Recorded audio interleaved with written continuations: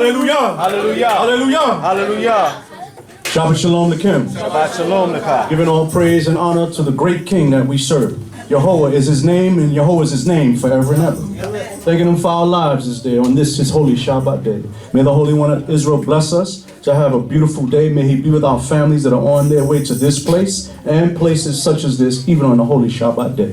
At this time, I ask that you would even silence your cell phones, so that there'll be no distractions while giving praise to the Holy One of Israel. And we're going to face the Mizracha direction, the eastward direction, so that we can lift up our voices, lift up our hands in prayer to say these words. The words found in Numbers, the 10th chapter, and the 35th verse. The very same words that Moshe and the children of Israel said while they were traveling and stopping. These words were said even on behalf of the protection of Israel. Kuma, Yehovah. Weyafusu oyevecha, weyanusu misanecha mipanecha. Kuma, Yehovah. Weyafusu oyevecha, weyanusu misanecha mipanecha. Kuma, Yehovah. Weyafusu oyevecha, weyanusu misanecha mipanecha. Rise up, O Yah, and let thine enemies be scattered, and let them that hate thee flee before thee. Hallelujah. Hallelujah. We say together as a family and a community these words. Baruch Yehovah Babokweh, Baruch Yehovah Bezoraim, Baruch Yehovah Be'erev, Baruch Yehovah Balayla, Baruch Yehovah Yom Yom, Uvaruch Yehovah Tamid, Yehovah Eloheinu Bavakbasha, Lisloach Lanu Lekol Devarim, Ra'im, She'asinu Lefanecha Yom Yom, V'liot Imanu Kol Hayom Hazeh, Lama'an Shemcha Yehovah, Elohei Avraham, Yitzchak, Yisrael, Elohei Avoteinu Eli, Lishmoa B'kolina, Imterese Otka, Lama'an Shemcha Yehovah. Blessed be Yah in the morning. Blessed be Yah in the afternoon. Blessed be Yah in the evening. Blessed be Yah in the night. Blessed be Yah every day. And blessed be Yah always. Yah, our power, please forgive us for all the evil things we have done, and be with us all this day for thy name's sake, Yehovah. Power of Abraham, Isaac, and Yisrael. Power of our fathers and my power. Hearken to my voice, I pray thee, if it pleaseth thee for thy name's sake. Hallelujah. Hallelujah. Yochai. Yochai. Selah. Od Pa'am, Shabbat Shalom Lekem. Shabbat shalom lecha. Very thankful to the Holy One of Israel that he has blessed us with life once again, so that we can come out and praise his high and his holy name.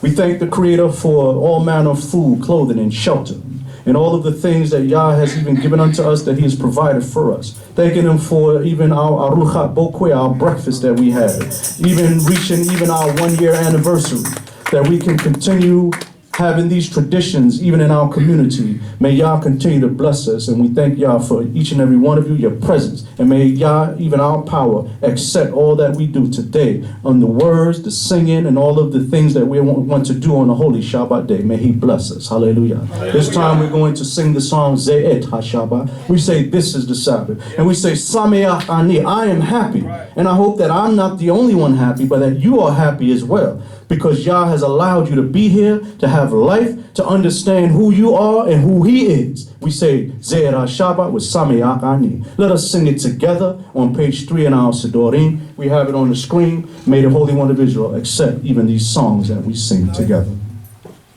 Ze'et HaShabbat, Sameach Ani. Ze'et HaShabbat, Sameach Ani. Ze'et HaShabbat, Sameach Ani. Ani ohev hayom shel Hashem. Ze'et hayom hatov, Sameach Ani.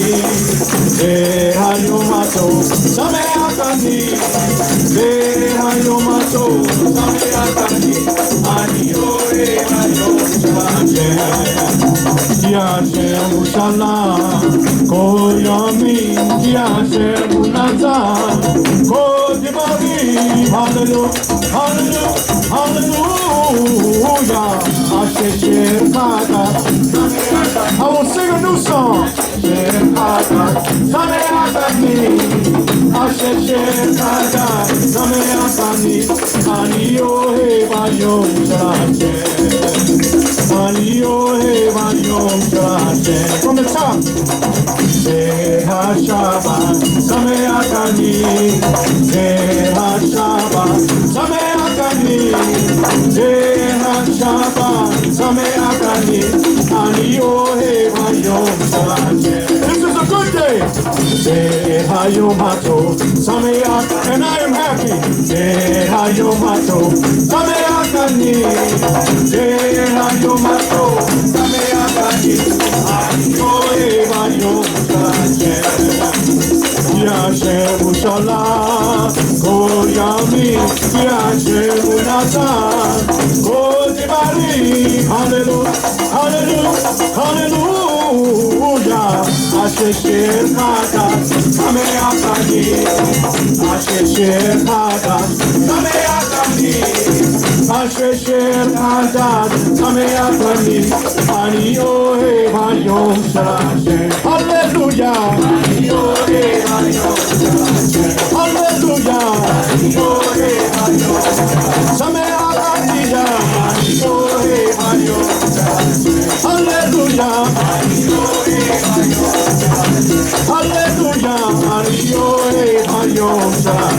Hallelujah.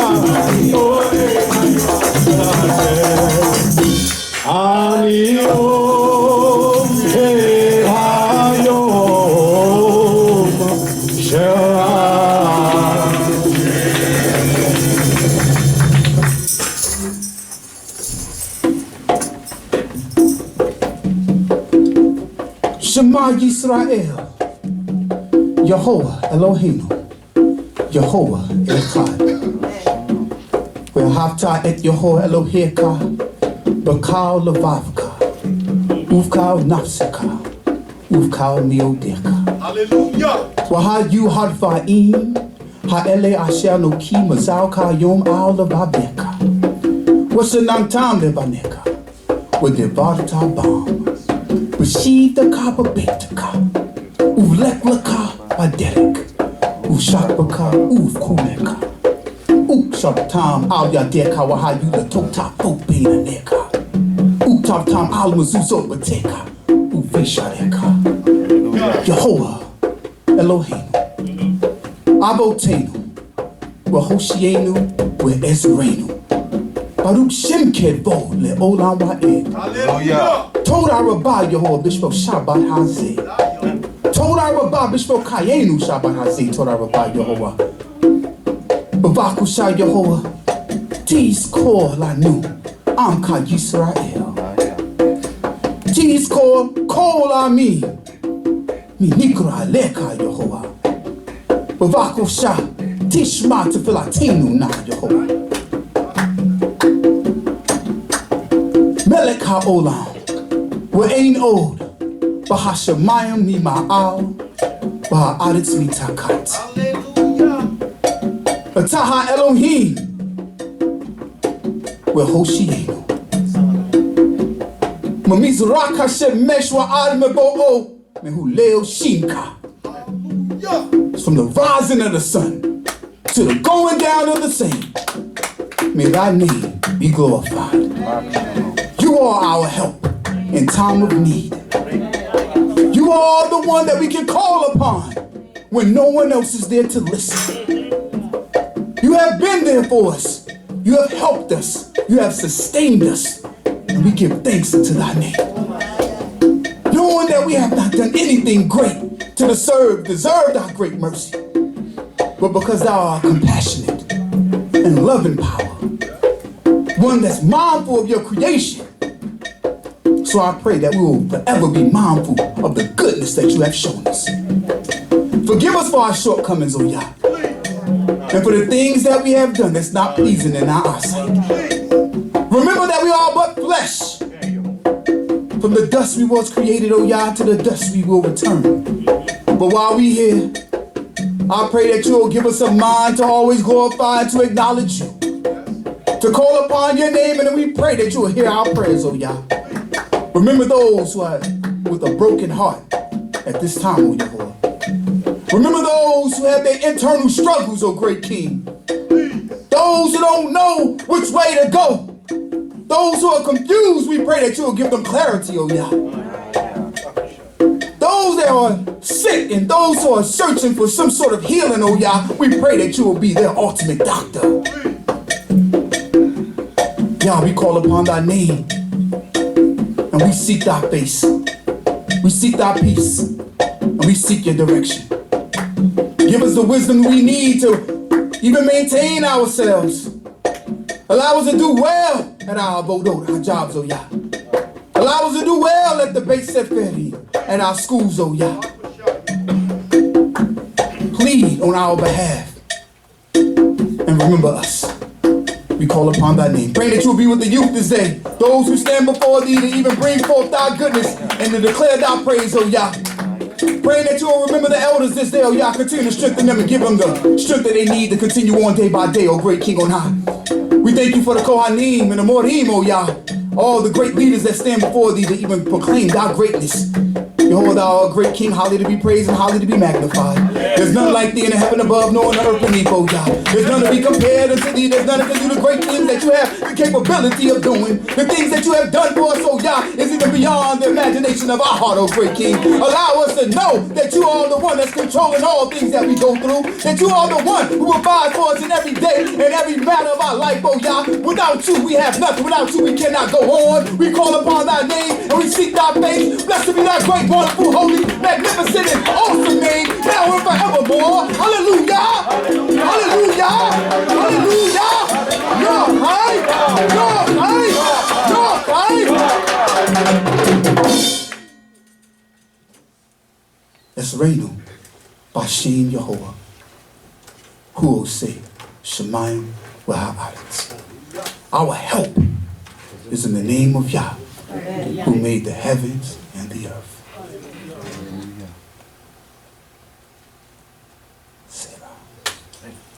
O Shema Yisrael, Yahovah Eloheinu, Yahovah Eloheinu, Yahovah Eloheinu, O Shema Yisrael, Yahovah Eloheinu, Eloheinu, Yahovah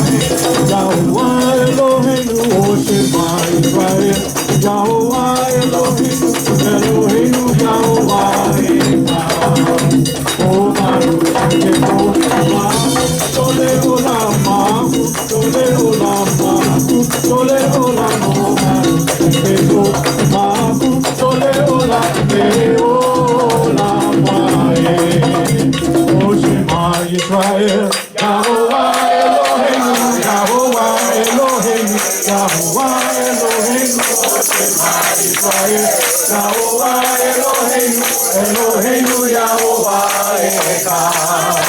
O Baruch Shem Kevo, Mahu Tole Olam, Mahu Tole Olam, Mahu Tole Olam, O Baruch Shem Kevo, Mahu Tole Olam, Olam Va'e. And Elohim, Elohim, O Yahovah, Elech Gadol Olam, O Serach B'Mari Lefi, Yom Kol Yisrael Amen. Elohim, O Yahovah, Elech Gadol Olam, O Serach B'Mari Lefi, Yom Kol Yisrael Amen. There is no power like Jehovah, great King of the universe. Always you make the great thing. They all say amen. There is no power like Jehovah, great King of the universe. Always you make the great thing. They all say amen.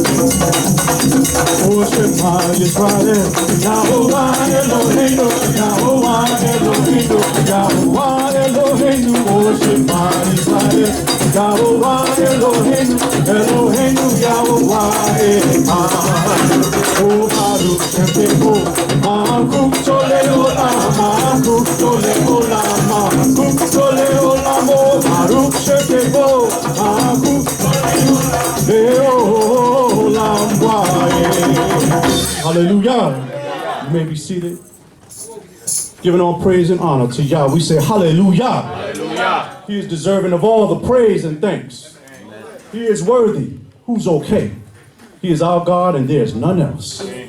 So we sing unto him. We clap unto him. Amen. We play the drums. We stomp our feet.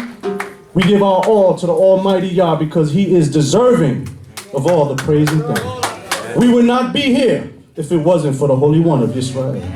So when we have that opportunity to sing praises unto him, and do it joyfully with heart, because Yah is great and there is none like unto him. We continue with those praises by saying the words of this particular community prayer, found on page 4 in our Sidrah. Let us say them slowly and sincerely before this great power that we serve, hoping and praying that Yah would even accept these words in the highest courts of his glory, as we say together.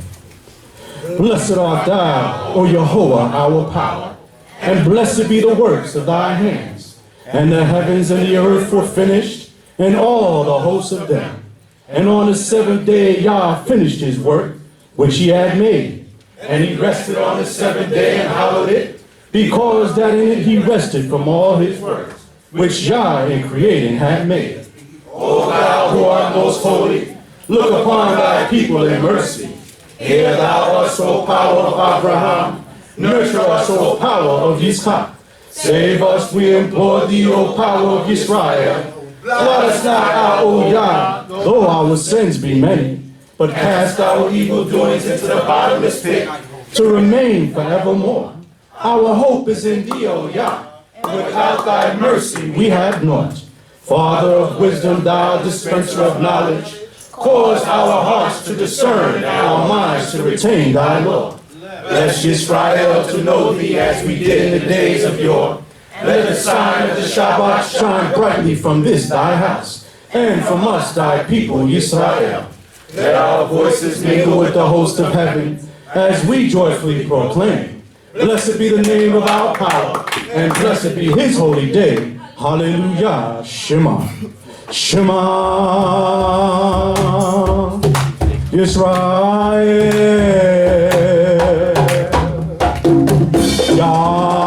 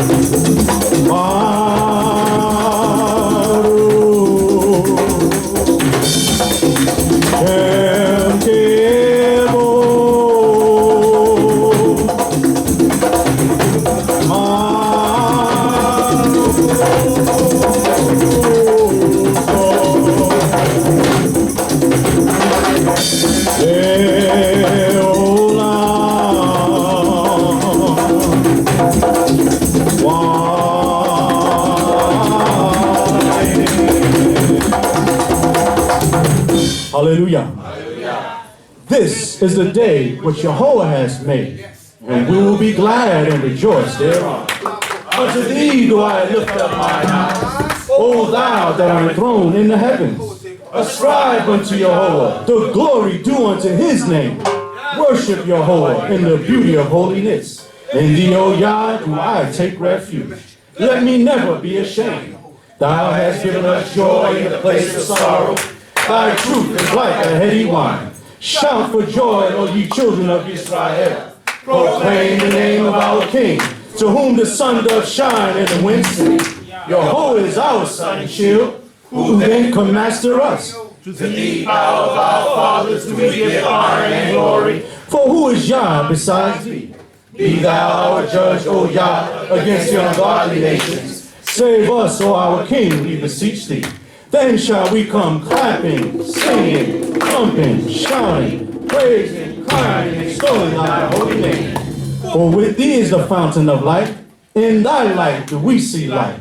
Thy loving kindness, Yah, is in the heavens. Thy faithfulness reaches unto the skies. Depart from evil and do good, and dwell forevermore in peace. For Yahweh loveth justice and forsaketh not his holy ones. Hallelujah. Shema.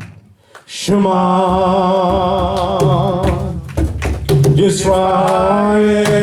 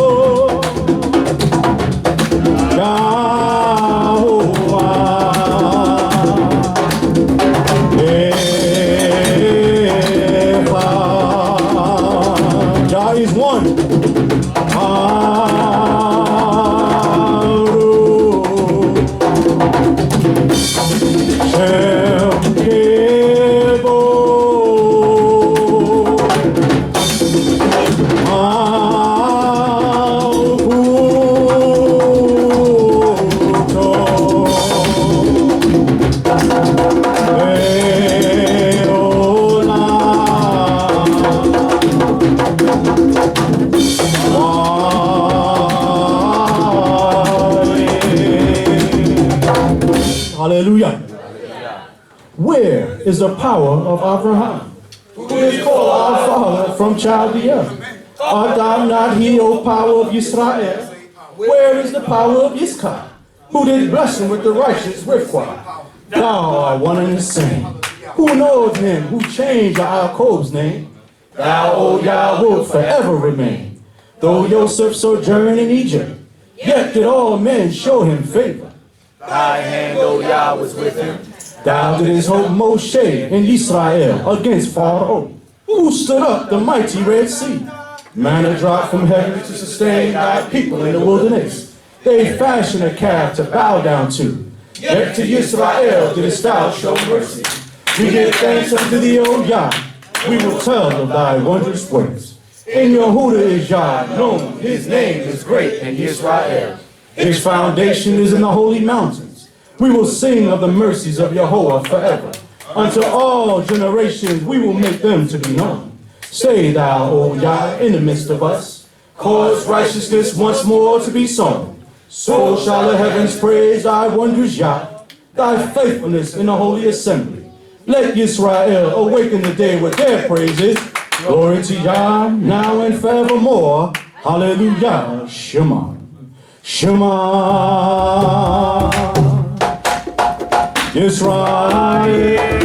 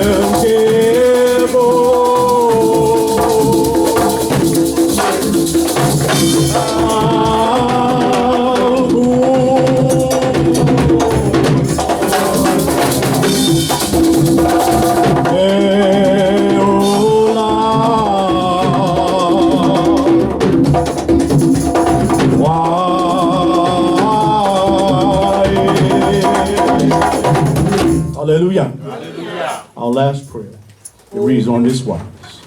O Yah, thou art my power. Earnestly will I seek thee. Hear my voice, merciful Father. Preserve me from mine enemies. Send out thine angels to protect me. O thou that hearest prayer. With thy mighty hand, Yah, subdue all those that hate us. Remember us in mercy, Yah, and pardon all our transgressions. Except our power doth bless us, how can we hope to prosper? Unless our Creator protect us, we are as if we had not been. Stay thy hand, O death, for he doth forgive our iniquities. So will I sing praises to his name, that I may perform my vows. The dead praise not Jehovah, nay, nor any that go down into silence. Let us extol our power while we have life. Sing praises to our power while we have any being. Together we will lift up our voices and gratefully sing. Withhold not thy voice from extolling our Maker. Let young and old praise him together. Let the tribes come near and testify. Even the tribes of Israel, the mighty of Jehovah. Say among the nations, Jehovah reigneth. Thy power, Israel, over all the world. For Jehovah will not cast off his people, neither will he forsake his inheritance. Thy testimonies are very sure. Holiness becometh thy house, now, O Yah, and forevermore. Hallelujah. Shema. Shema. Yisrael. Yahweh.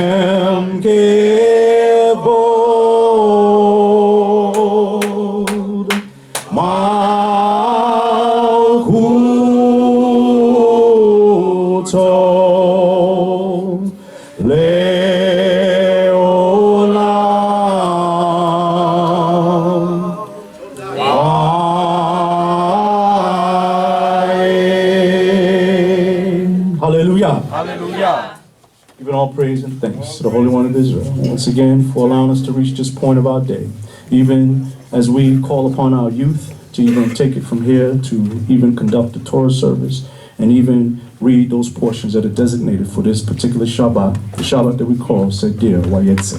So let us welcome even our young brother, even Galiel, Modin, Ben Lem, Ben Israel. Hallelujah.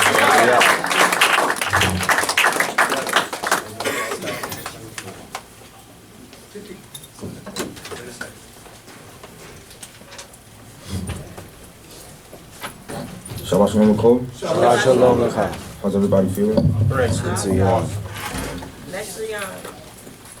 Well, this week, the youth are taking over this week, so we're going to do something a little different. We did the last time. We're going to sing Enki Mocha before we start the Torah service. So if you know the lyrics, may you follow along with Rakasha. Atahar Ke'eta Lada'ak Ki Yehovah Elohim En Od Me'ovado En Kamoka Elohim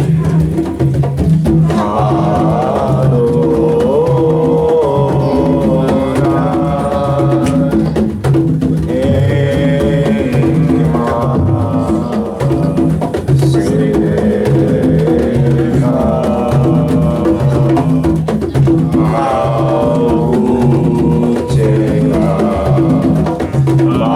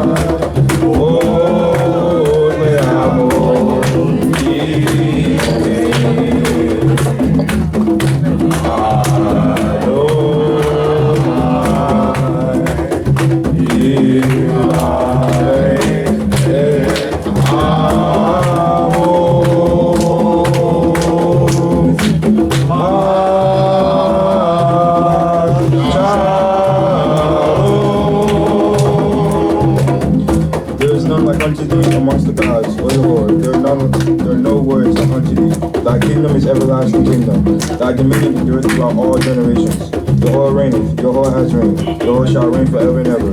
Jehovah will give strength unto his people. Jehovah will bless his people with peace. Amen.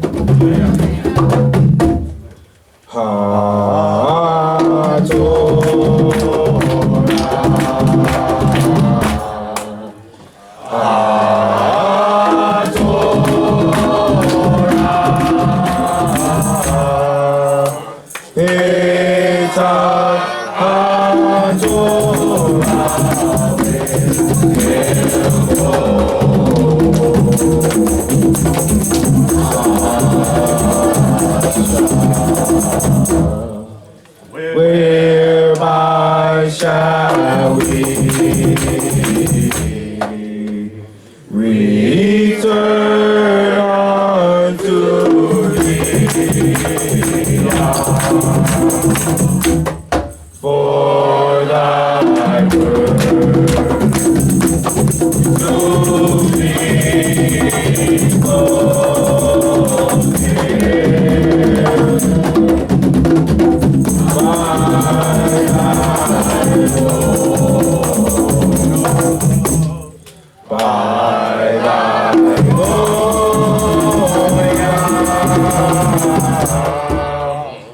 in our hearts is to be.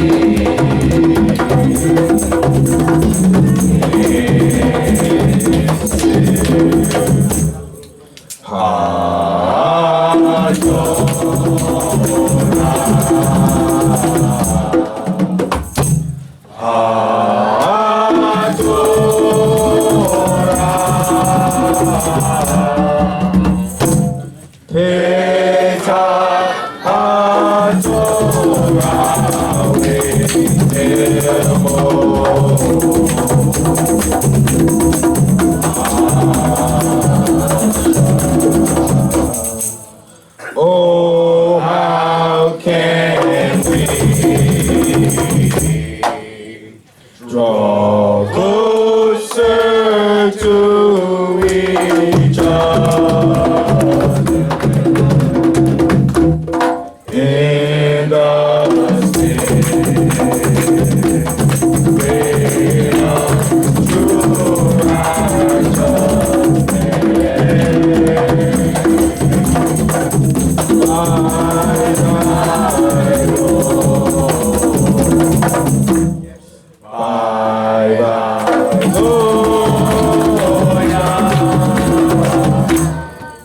is the only way to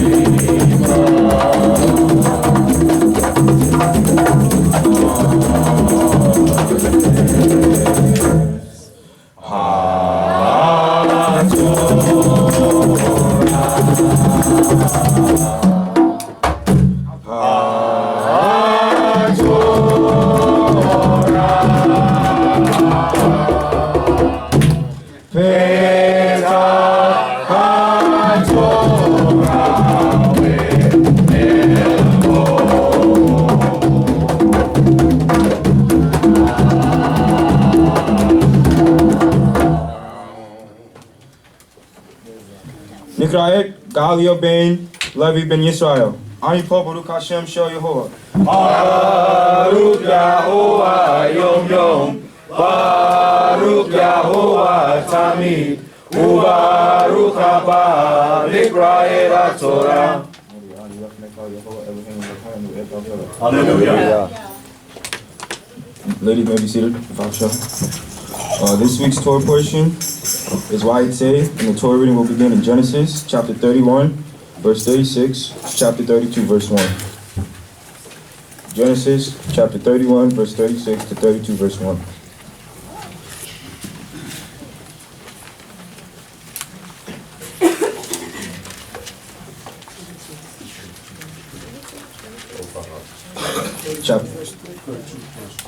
Genesis chapter 31, 36 to 32, verse 3.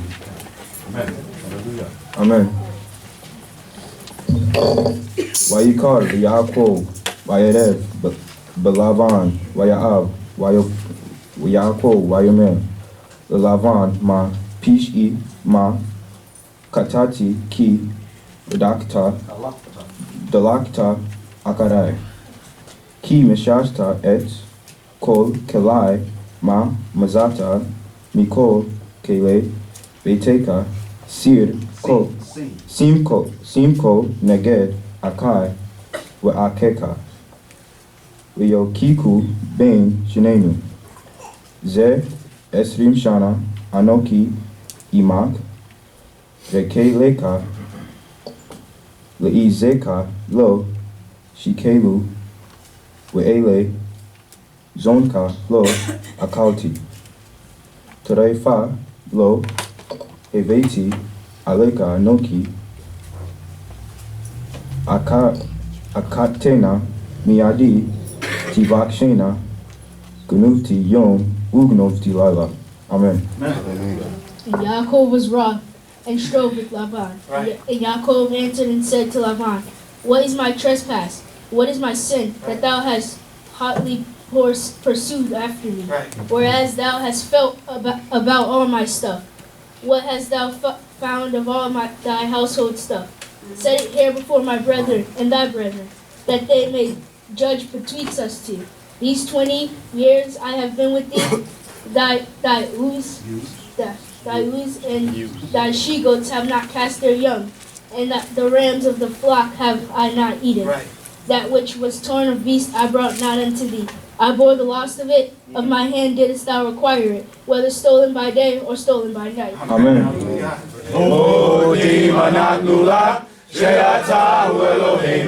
Elohe Avotenu, Abraham, Yitzchak, Yaakov, Leolam Waed. Nikraet, Amatia ben Levi ben Yisrael. Anipo Baruch Hashem Shel Yehovah. Baruch Yahuwah Yom Yom, Baruch Yahuwah Tamid, Ubaruch Haba Likraet Torah. More ani lefeneka, Yo Eloheinu natalanu et Torah. Hallelujah.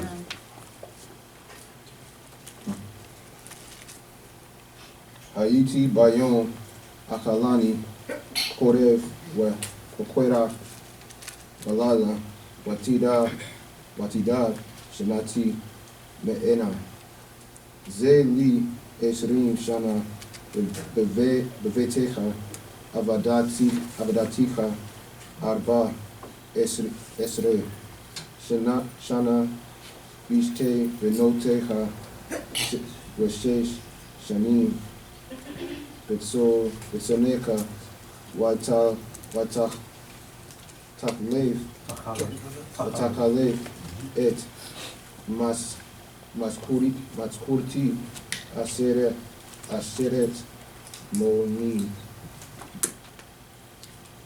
Lule Elohe Avi Elohe Abraham Ufachad Yitzchak Haya Li ki ata requam shilaktani et wa aniyi wa et yegia kapai ra a Elohim wayo kwa ames. Amen.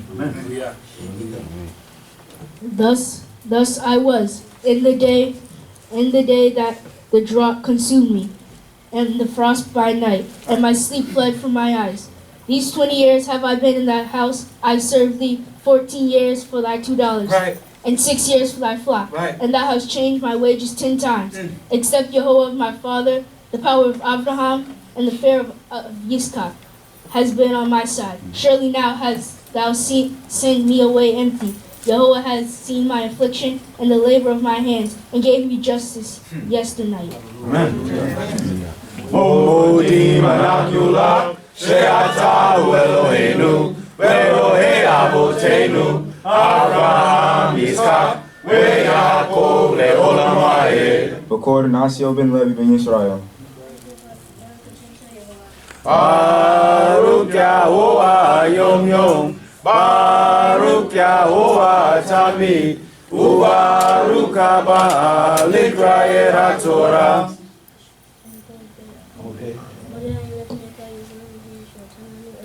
Hallelujah.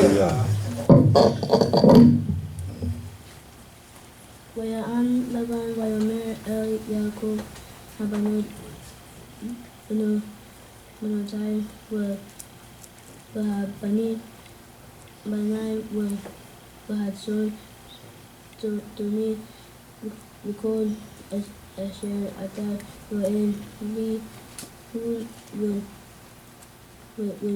Natai Ma is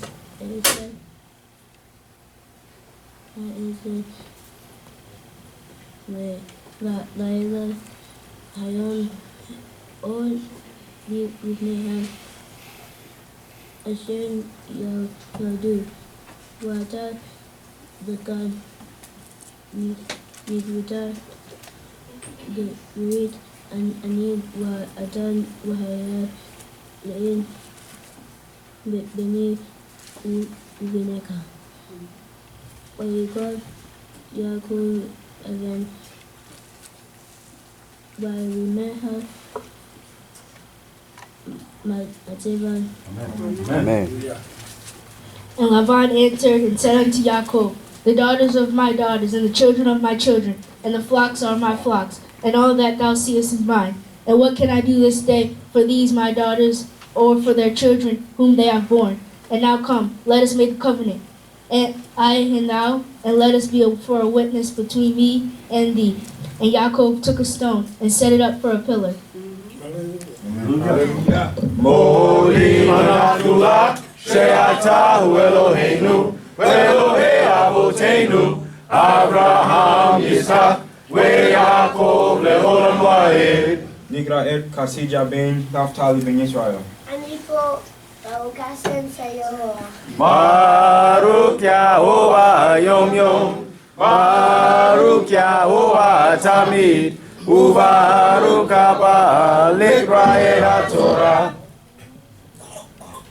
Odemani Lefnekayo Hinu Serkenalo Eatua. Hallelujah.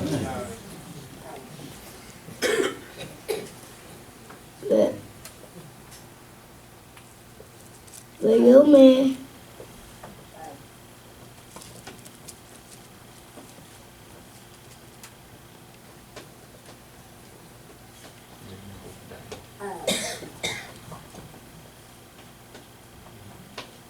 Yaakov lo equal lo leak to Avanim Vahi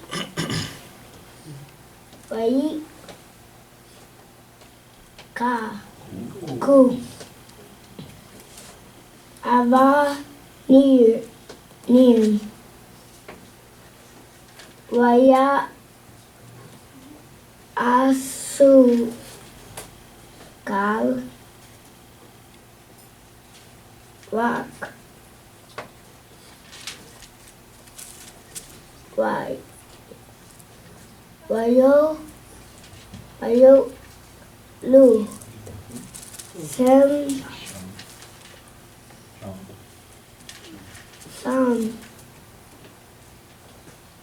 Al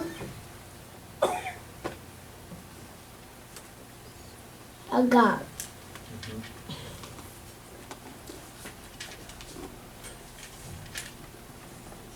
Why Wa Lo La Van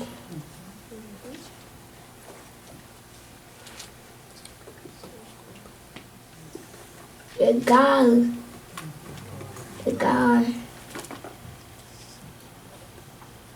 Saya Saha Duta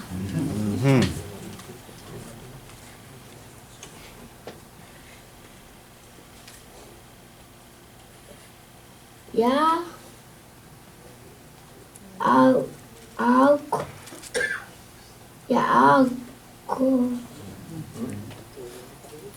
ויעקב קרא לו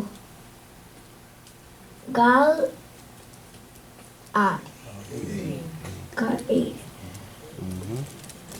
ויאמר לבן הגל הזה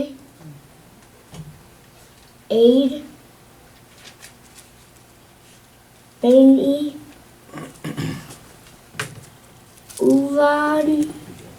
ובינך.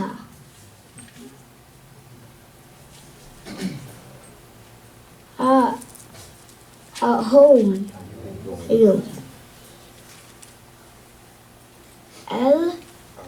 al Cain qua wa summer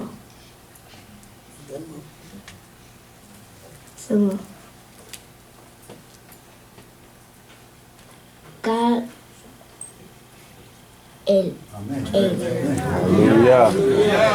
And Jacob said unto his brethren, gather stones, and they took stones and made a heap, and they did eat there by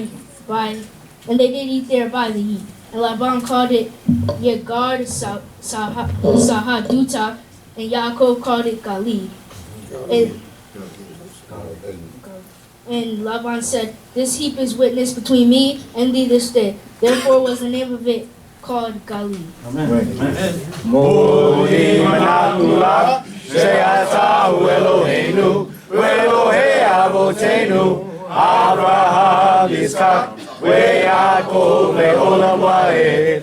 נקרא את בקורה שירה באקאיו בין בנימין בן ישראל. אני פה ברוך השם שיקרא. Baruch Yahuwah Yom Yom, Baruch Yahuwah Tamid, Ubaruch Abba L'Israel HaTorah. Hallelujah.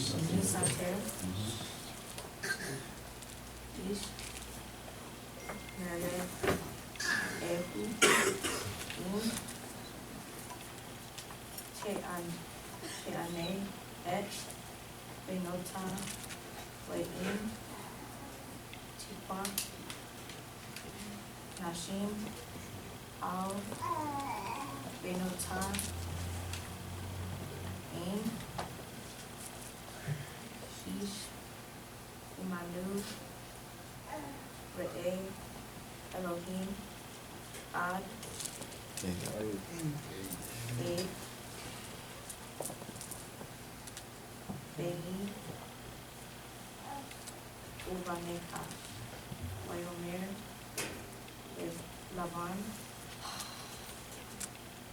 Yaakov, Agal, Hazeh, Wehine, Hamazeva,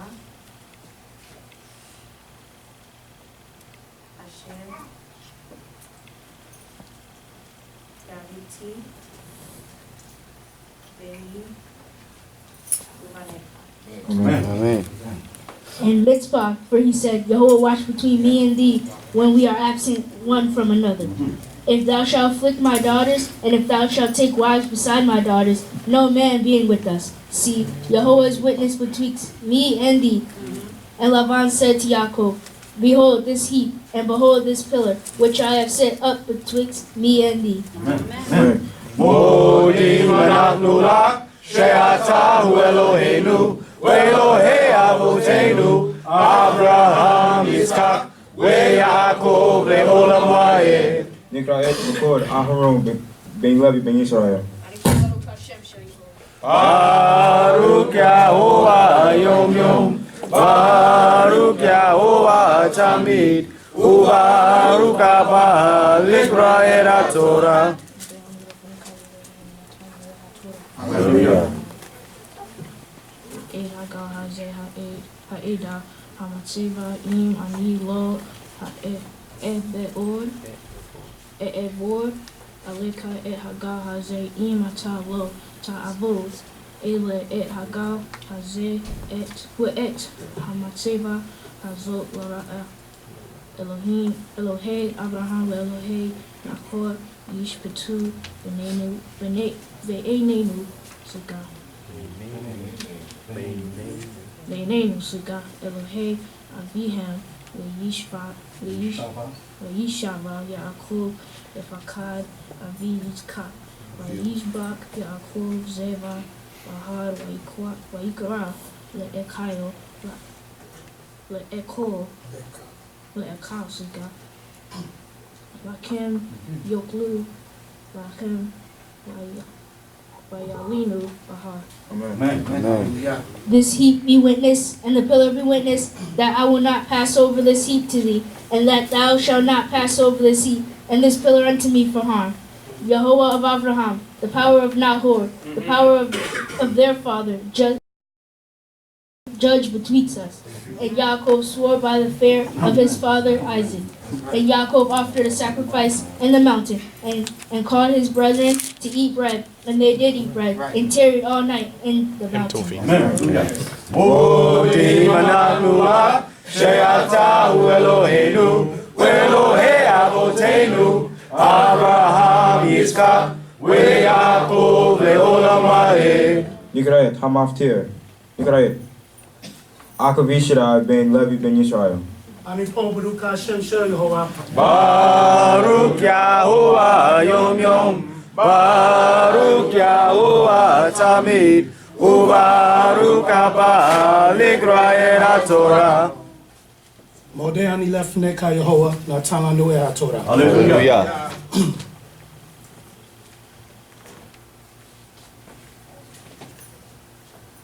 Wayashkem Lavan Babokuer.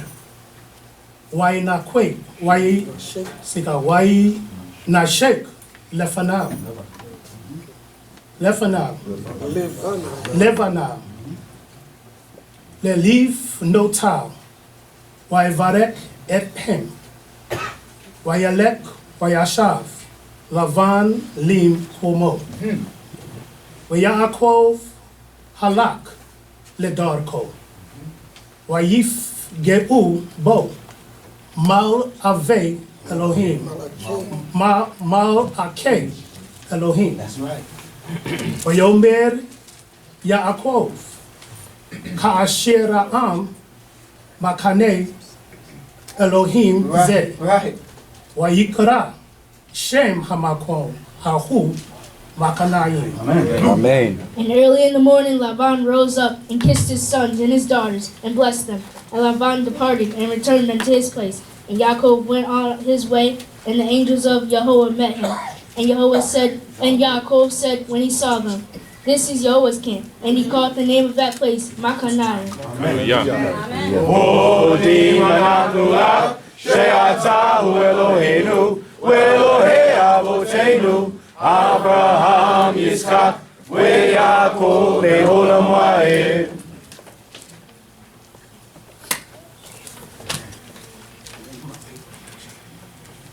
Shavu b'vakasha.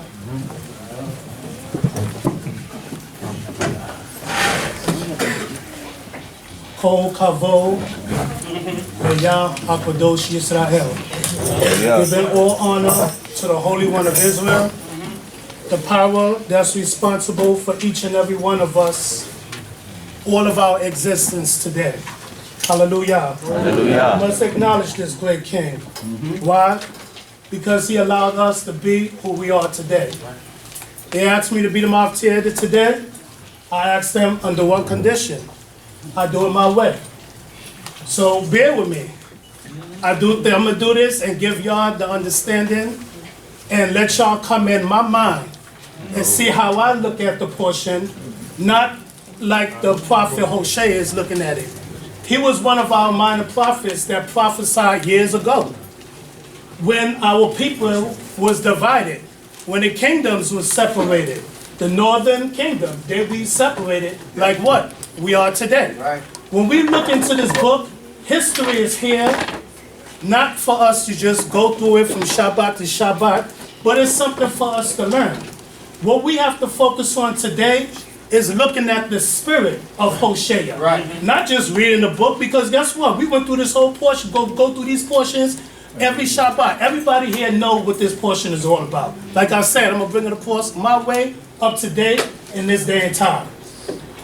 Once again, Hosea, when he's prophesying and really speaking to the nation of Israel. Why? We divided, like we are today. Look how many communities, congregations they have out here today. Right. We, it's like one down the block, one around here. Look at our people. We separated. We can't get along. As soon as we start right here, it's a separation there. The same mentality we had back then. So now what we have to figure out how, because if we just going through this portion, reading him about Hosea and all the other prophets, and we not getting nothing out of this, guess what?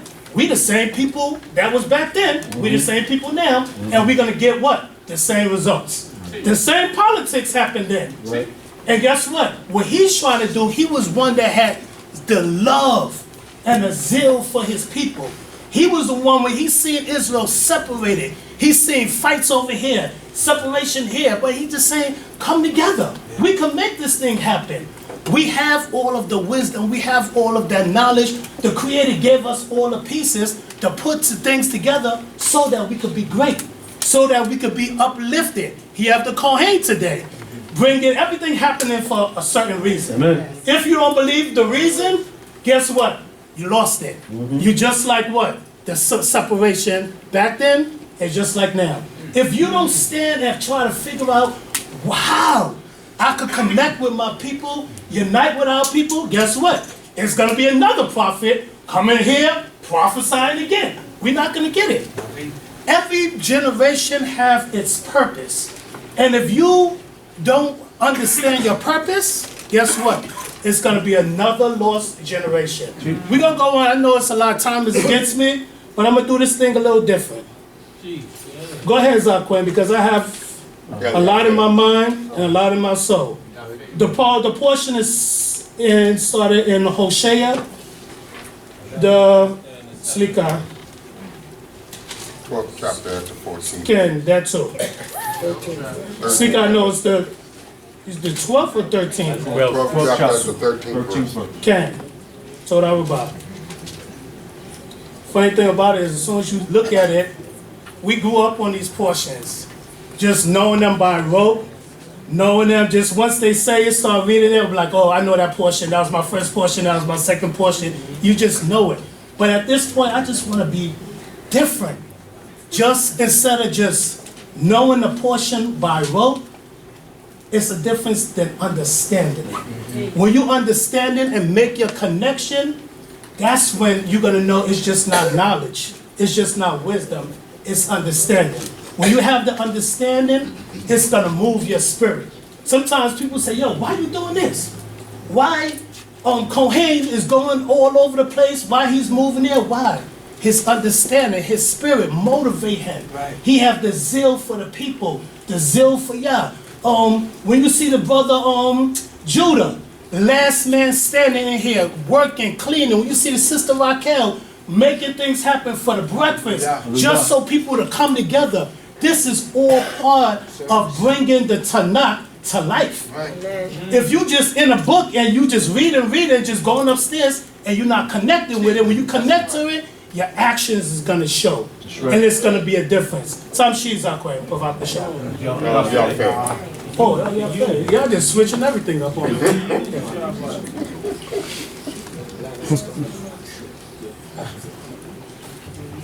And my people are in suspense about returning to me. No, 12:13. Okay, 12:13. And Yaakov fled into the field of Aram, and Israel served for a wife, and for a wife he kept sheep. And by a prophet Yahweh brought Israel up out of Egypt, and by a prophet was he kept. Ephraim hath provoked most bitterly, therefore shall his blood be cast upon him, and his reproach shall Yahweh return unto him. When Ephraim spoke, there was trembling. He exalted himself in Israel. Right. But when he became guilty through Baal, he died. Right. And now, When you look at portions like this, when you start reading when the prophet is speaking about, you know, the separation, the curse that we living in, it kind of hurts you to see how years ago we suffering as a people, separation, and then when you bring it up to date and still see, in spite of all of the books that the Creator gave us to read, we can't even heal our own relationships.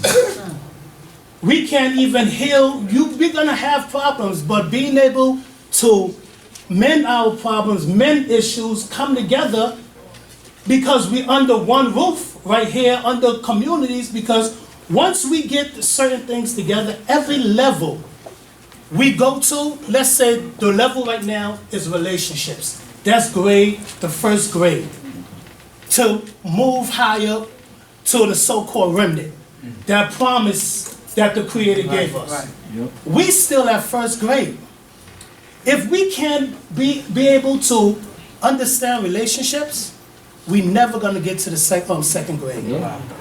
Until certain things you be able to get along with each other, guess what? He's gonna say, okay, they passed there. I'm gonna give them something else. Don't think this book here, everything is not in the book. It's a lot of things that's out the book that the Creator didn't put in it. That's right.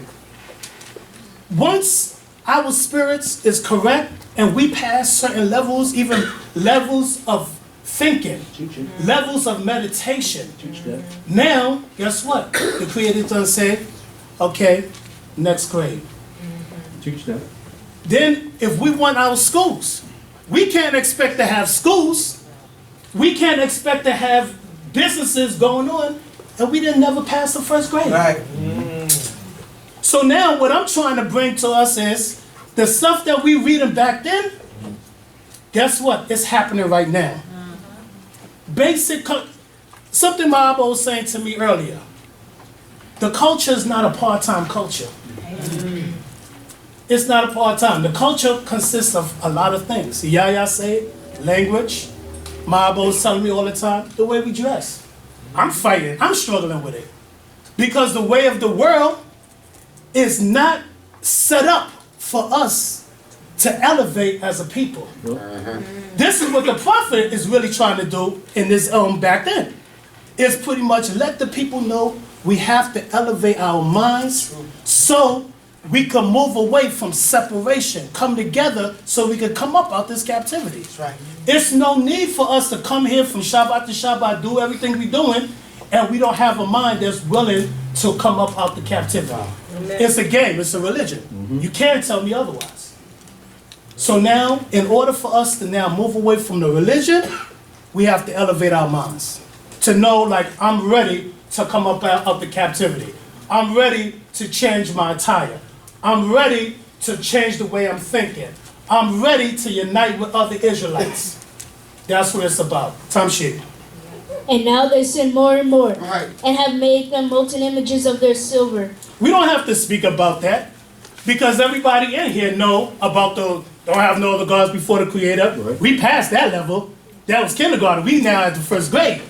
We don't need somebody come and talk anything about any other gods, JCU, Yeshua, whatever. We like, get out of here. We want to the point we want to fight them. We passed that. We out that grade. So I don't have to go into that. We all understand that. Some shit.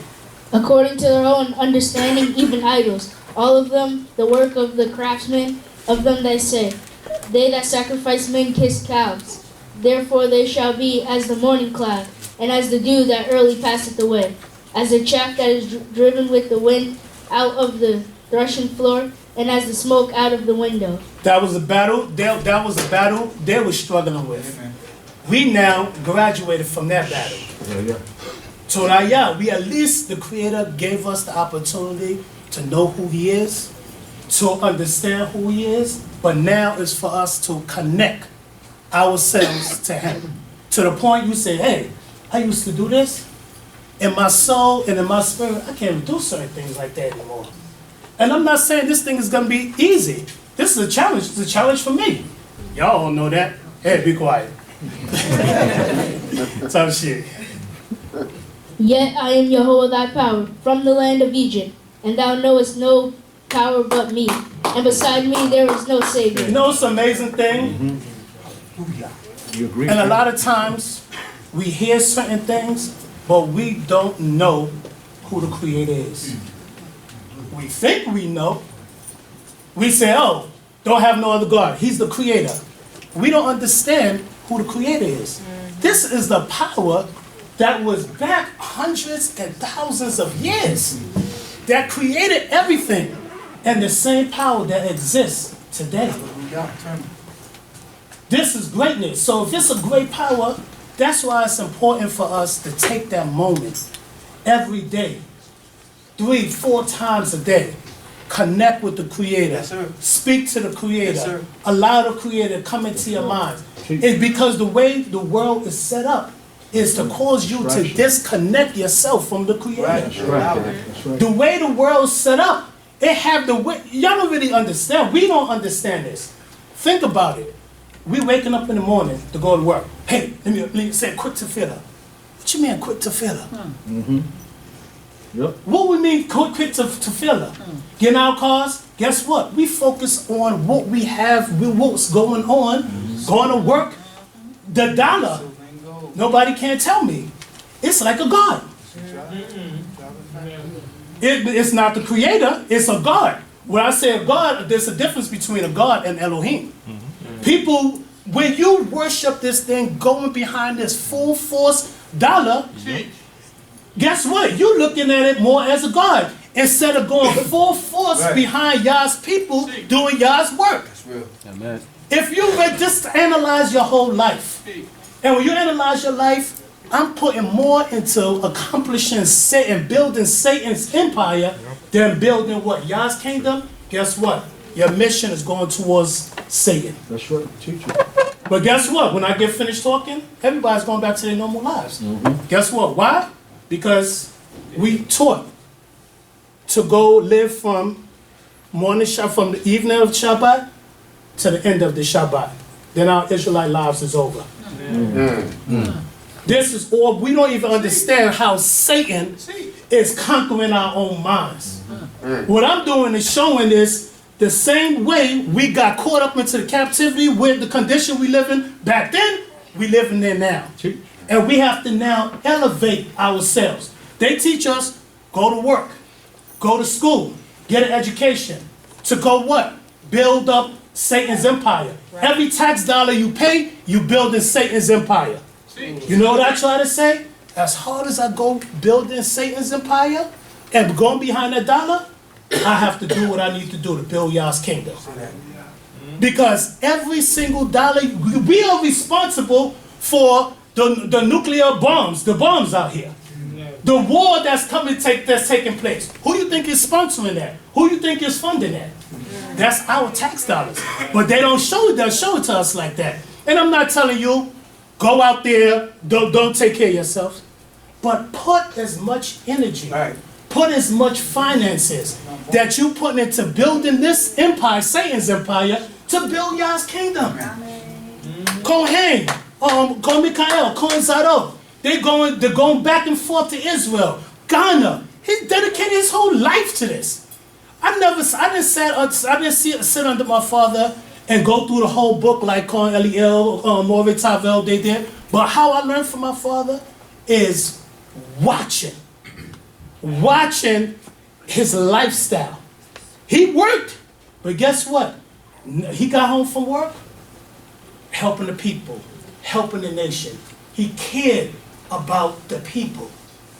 So now, we have to just read, when we read the book, not just read the book, but say, how can I be like Hosea? Right. How can I love the people like Hosea? When my brother's hurting, I'm hurting. When my sister's struggling, I'm struggling. When somebody's when they're not in need, guess what? We can't say, hey, I got this big house, but this house is for me, my family, living the American dream, my 2 children and my dog. This is what they teach us. This is what the whole world is about. I'm sorry, but We could go through the whole book, read it, go back and forth. The reason why I'm not getting into it, why? Because that happened. That happened already. I want to focus on what's going to happen today for tomorrow. Every second, tick, tick, tick. You're not going further away from your transition. You're going closer to it. So what are we going to accomplish while we here? Time is moving. So what can you say? When we make our transition, guess what? At least we could play a role to allow us to get closer to the Creator, closer to that redemptive process. Amen. And not just be stagnant, because where Israel is at right now, we're going backwards. We're going back into the synagogues. We're going back into Christianity. We're going back into not caring, keeping the Shabbat. We don't care. We're going back to, like he said, taking out, not in our culture. We're moving away. We're afraid. This is not a part of us. So now, how do we connect? Once we have life, there's hope. Amen. Tamshi, you can read. I did know thee in the wilderness, in the land of great drought. When they were fed, they became full. They were filled, and their heart was exalted. Therefore have they forgotten me. Therefore am I become unto thee as a lion, as a leopard will I watch by the way. I will meet them as a bear that is bereaved of their whelps. Right. will rend the enclosure of their heart. And there will I devour them like a lioness. The wild beast shall tear them. It is thy destruction, O Israel, that thou art against me, against thy help. Ho, now they king, thy king, that he may save thee in all thy cities, and that thy judges, of whom thou sayest, give me a king and princes. Let me show you something, Slika. When I say the Creator is a merciful power, he show us where we're going wrong. And he's also given us a way where we could go right. It's up to us. He said we were created in his image.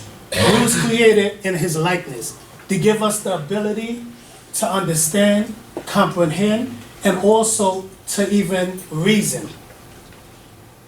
The Creator, when it's just reading this, is pretty much giving me more hope. And it's giving me more zeal to know when now y'all see me later on, and I say, hey, we're going to be doing this, we're going to be doing that, we're going to be doing that. Just know that we're just going to keep going on from one project to the next. Because why? It's that zeal inside of us. And the more, when you get home, when you read your book, just don't read it to seek out certain things like, hey, let me read so I can go and pass knowledge and show people what I know. Allow it to motivate your man. You're a kid. You tell me I got 5 minutes. Don't worry about it. We're going to move because I know my eyeball's coming up here. I have 5 more minutes. So the portion, to me, it happened in the past. For me, I'm actually even close the book now. This is the past. And when you're going through the past, you're never going back in the past. Use history to motivate you, give you knowledge to know, hey, don't let me go back. Don't let me think like they thought back then. Let's come out what we was doing back then. Now, it is no reason why. Think about this. How many years? 30-something years. We've been down here close to 20 years. Actually, Matzi, you 18? 18 years. February 2020. 2020. 18 years. Look what we have in 18 years. For just pretty much just owning one building.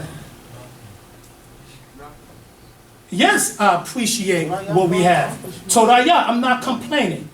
But when you think about it is, what's the lifestyle? What's the lifespan of a man? Think about it. 80 years. Another 20 years by strength, right? 40 years, guess what? If y'all give us life, we're going to be satisfied with a small building? Are we trying to just pass this down to the next generation? Shabbat worship a religion. In the next now 60 years, time is moving. Time is not going past. Time is not staying still. So now we have to see, what are we going to do with our time? What are we going to do with all the things that we put our energy out there for? What are we going to do with it? We talk about schools. Is it just going to be a conversation? I'm going to tell you what's happening with the schools.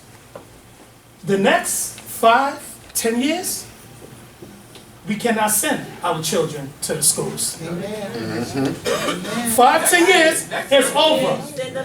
This is history. We got to deal with reality.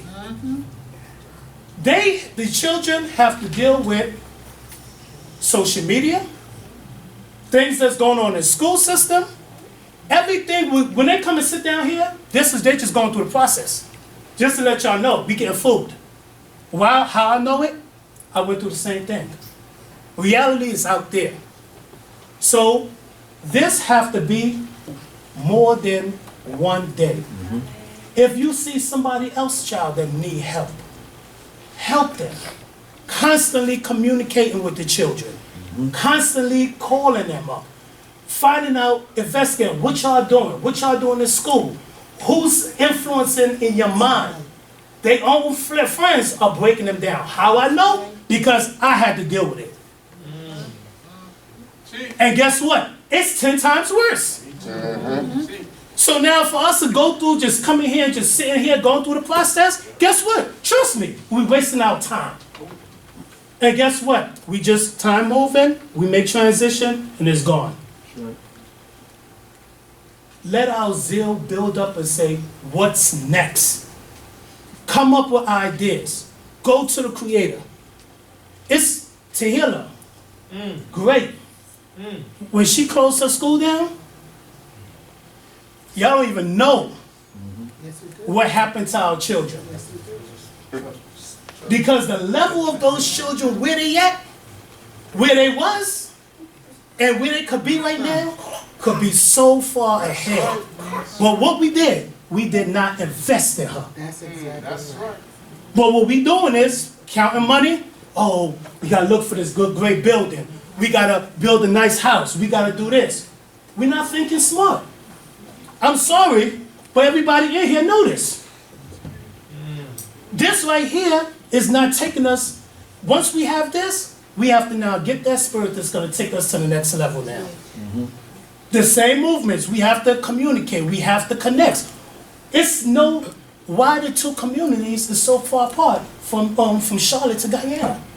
Why the communities is so far apart from Charlotte to in the communities in New York?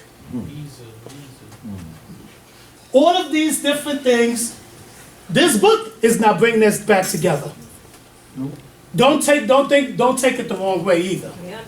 This book, just looking at it, is not making things happen. It's not. We have to go out there, put forward the works. Find out, Cohane, did anybody know why he's going to Israel? Hey, what can I do to be a part of this movement? How can I help finance this project? How can we help finance that project? We talk about schools. How can we get a school started to educate? Because that's the real Torah. Not on Shabbat. That should be part of their curriculum. Understanding this book, understanding the Creator's laws. The laws of the Creator is only about 10% of this book. And if we ain't get the laws, guess what? We ain't get it. If the Torah is 10%, everything else, prophecy and history. Even down to the 5 books, a lot of it is history. But now, if we can get 10% of these laws correct, what are we here for?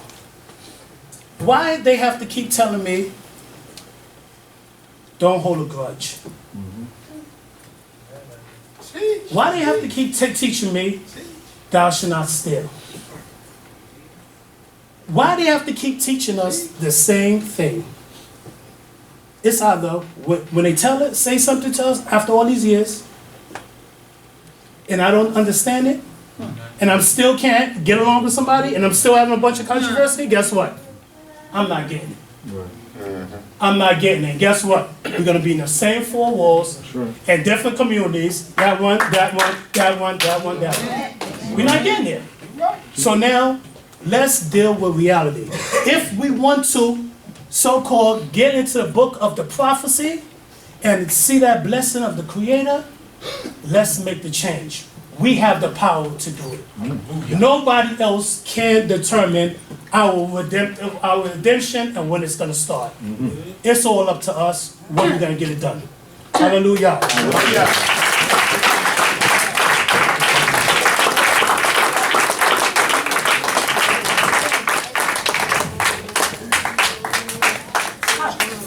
Another round of applause for Akh Avishaddai.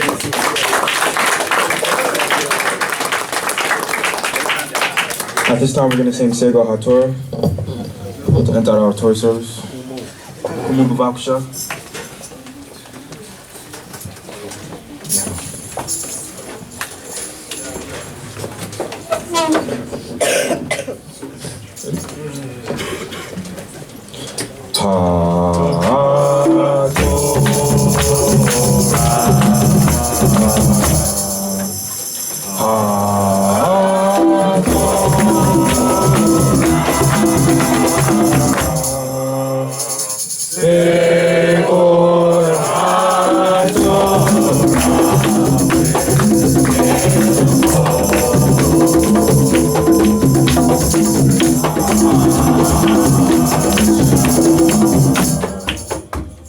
Whereby shall we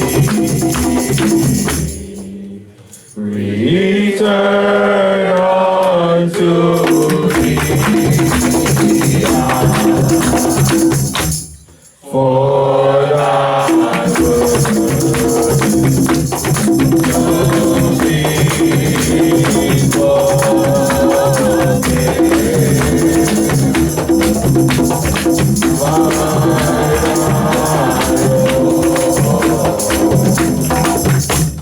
By thy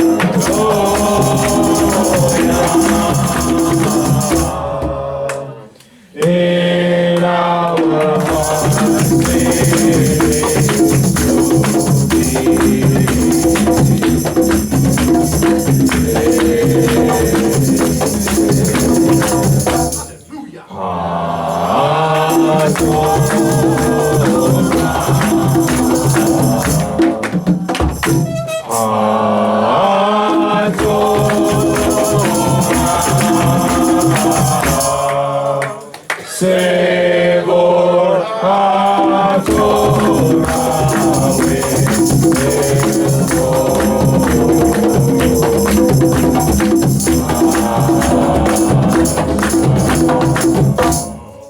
oh, how can we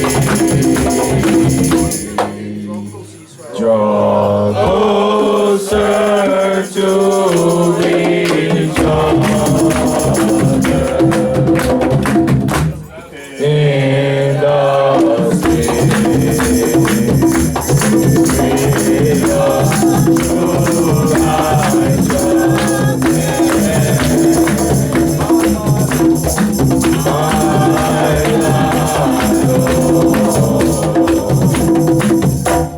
By thy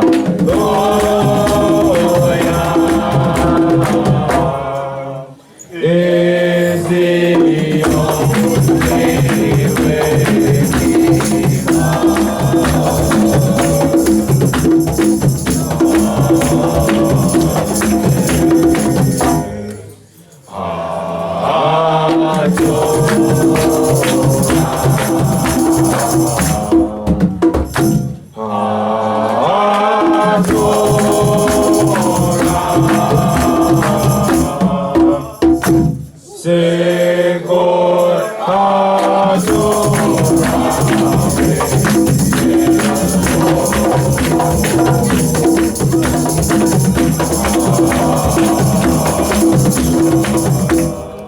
Hallelujah. We're going to sing Baruch Hashem, so sing along with Vavkusha. Ready?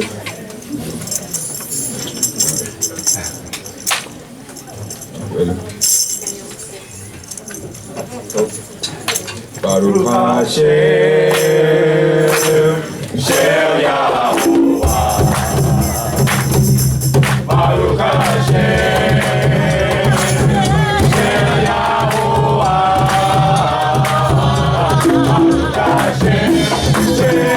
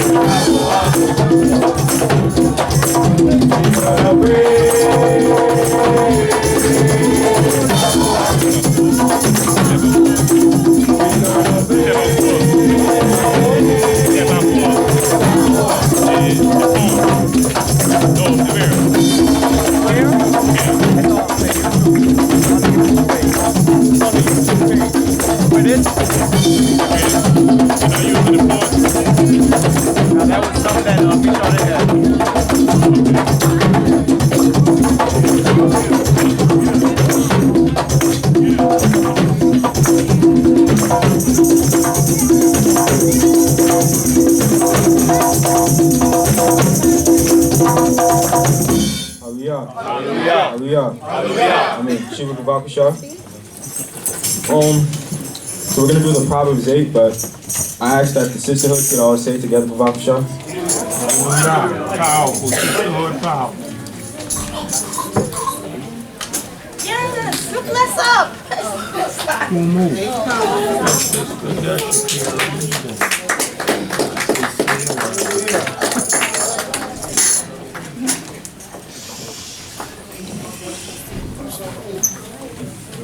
Nachon? And understanding put forth her voice. In the top of high places by the way, where the path meets she standeth. Beside the gates at the entry of the city, at the coming in at the door she cried aloud. Unto you, O men, I call, and my voice is to the sons of men. O ye thoughtless, understand prudence, and ye fools, be ye of an understanding heart. Here I will speak excellent things, and the opening of my lips shall be right things. For my mouth shall utter truth, and wickedness is an abomination to my lips. All the words of my mouth are in righteousness. There is nothing perverse or crooked in them. They are all plain to him that understandeth, and right to them that find knowledge. Receive my instruction and not silver, and knowledge rather than choice gold. For wisdom is better than rubies, and all things desirable are not to be compared unto her. I, wisdom, dwell with prudence, and find out knowledge of the vices. The fear of Yahweh is to hate evil, pride and arrogancy and the evil way, and the froward mouth do I hate. Counsel is mine and sound wisdom. I am understanding, power is mine. By me kings reign and princes decree justice. By me princes rule and nobles, even all the judges of the earth. I love them that love me, and those that seek me earnestly shall find me. Riches and honor are with me, yea, enduring riches and righteousness. My fruit is better than gold, yea, than fine gold, and my produce than choice silver. I walk in the way of righteousness, in the midst of the paths of justice, that I may cause those that love me to inherit substance, and that I may fill their treasuries. Jehovah made me at the beginning of his ways, the first of his works of old. I was set up from everlasting, from the beginning, or ever the earth was. When there were no depths, I was brought forth. When there were no fountains abounding with water. Before the mountains were settled, before the hills was I brought forth. While as yet he had not made the earth, nor the fields, nor the beginning of the dust of the world. When he established the heavens, I was there. When he set a circle upon the face of the deep. When he made firm the skies above. When the fountains of the deep showed their might. When he gave to the sea his decree, that the waters should not transgress his commandments. When he appointed the foundations of the earth.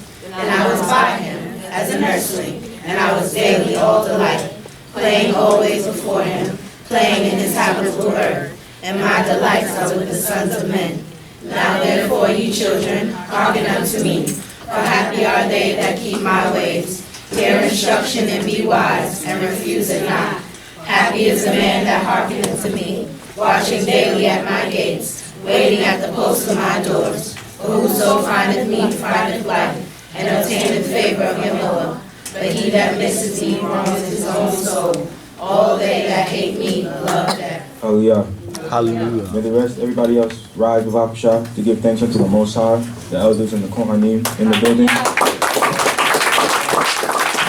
Hallelujah. Hallelujah. Hallelujah. Hallelujah. Hallelujah. Hallelujah. Y'all time. Y'all high. Y'all time. Y'all high. Y'all time. Y'all high.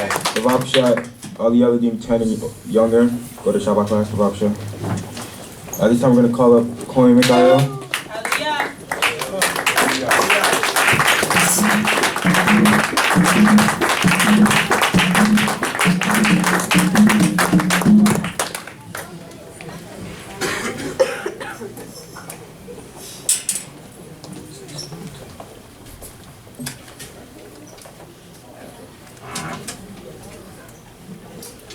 Sidrah, Bavakasha. Let me begin by giving all honor to the Holy One of Israel, the power of our ancient forefathers, unto all of the Kohanim, Kohen Tadok, Kohen Shechniah, Cohane Eliel, to the Morim in our midst, and to the Mishara team, Mishara Yaakov and Misharet, again Netanyahu, to every elder in our midst, beginning certainly with Imazan, and to all of the mothers, the grandmothers, every man, every children, to a brother that is here once again. It's a pleasure seeing him. Again, our brother Lawrence, correct? And to every one of you, Shabbat Shalom Mekem. Shabbat Shalom Mekem. It's a pleasure to stand before you once again on the Shabbat day. It was a wonderful opportunity to listen to the young sons and see them read. It's a great, great venture that you have to include the Yeladim and to get them into actually practicing the role of leadership.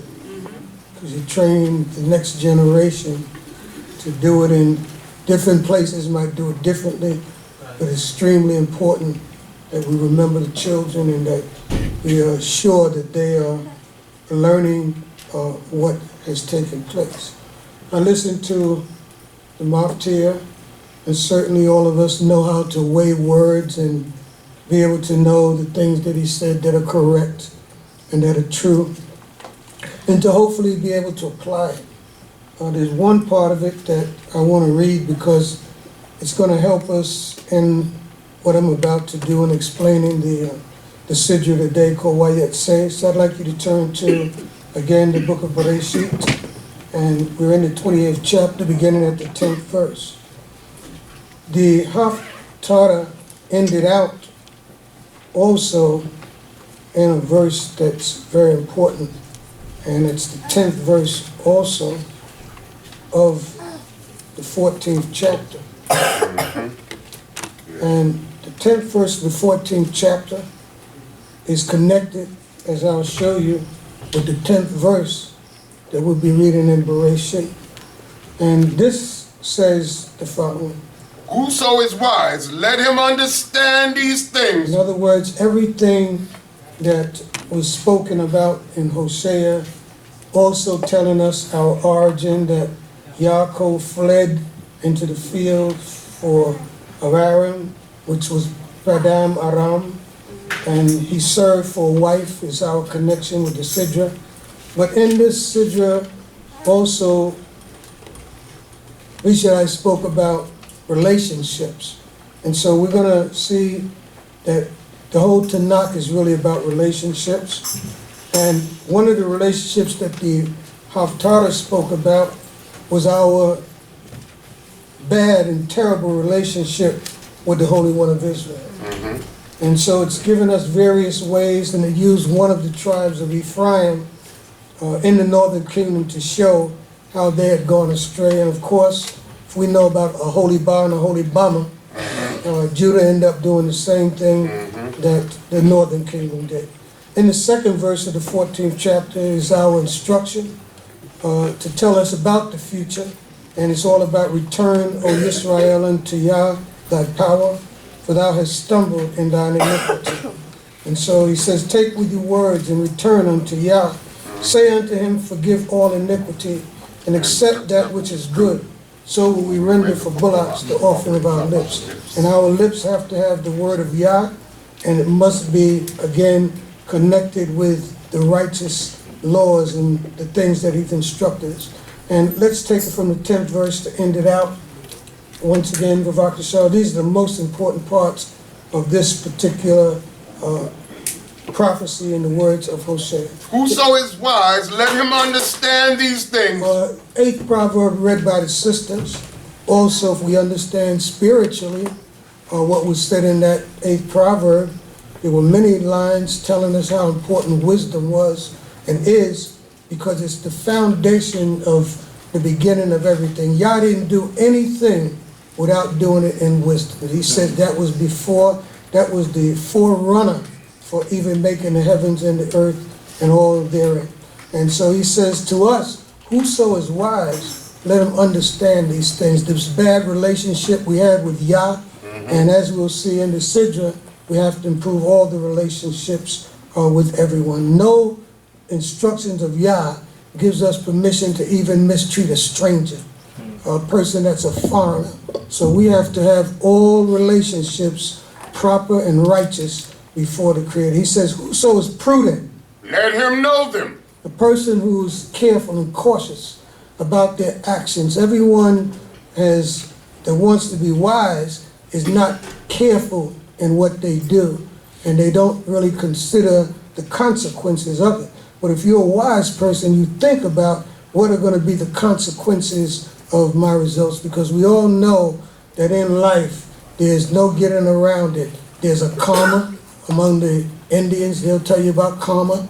We had words like what goes around comes around. It's all the same thing. You reap what you sow. Just different ways of letting us understand you have to be prudent, because you know that every action has a reaction. There's results and outcomes to the things that we do or do not do.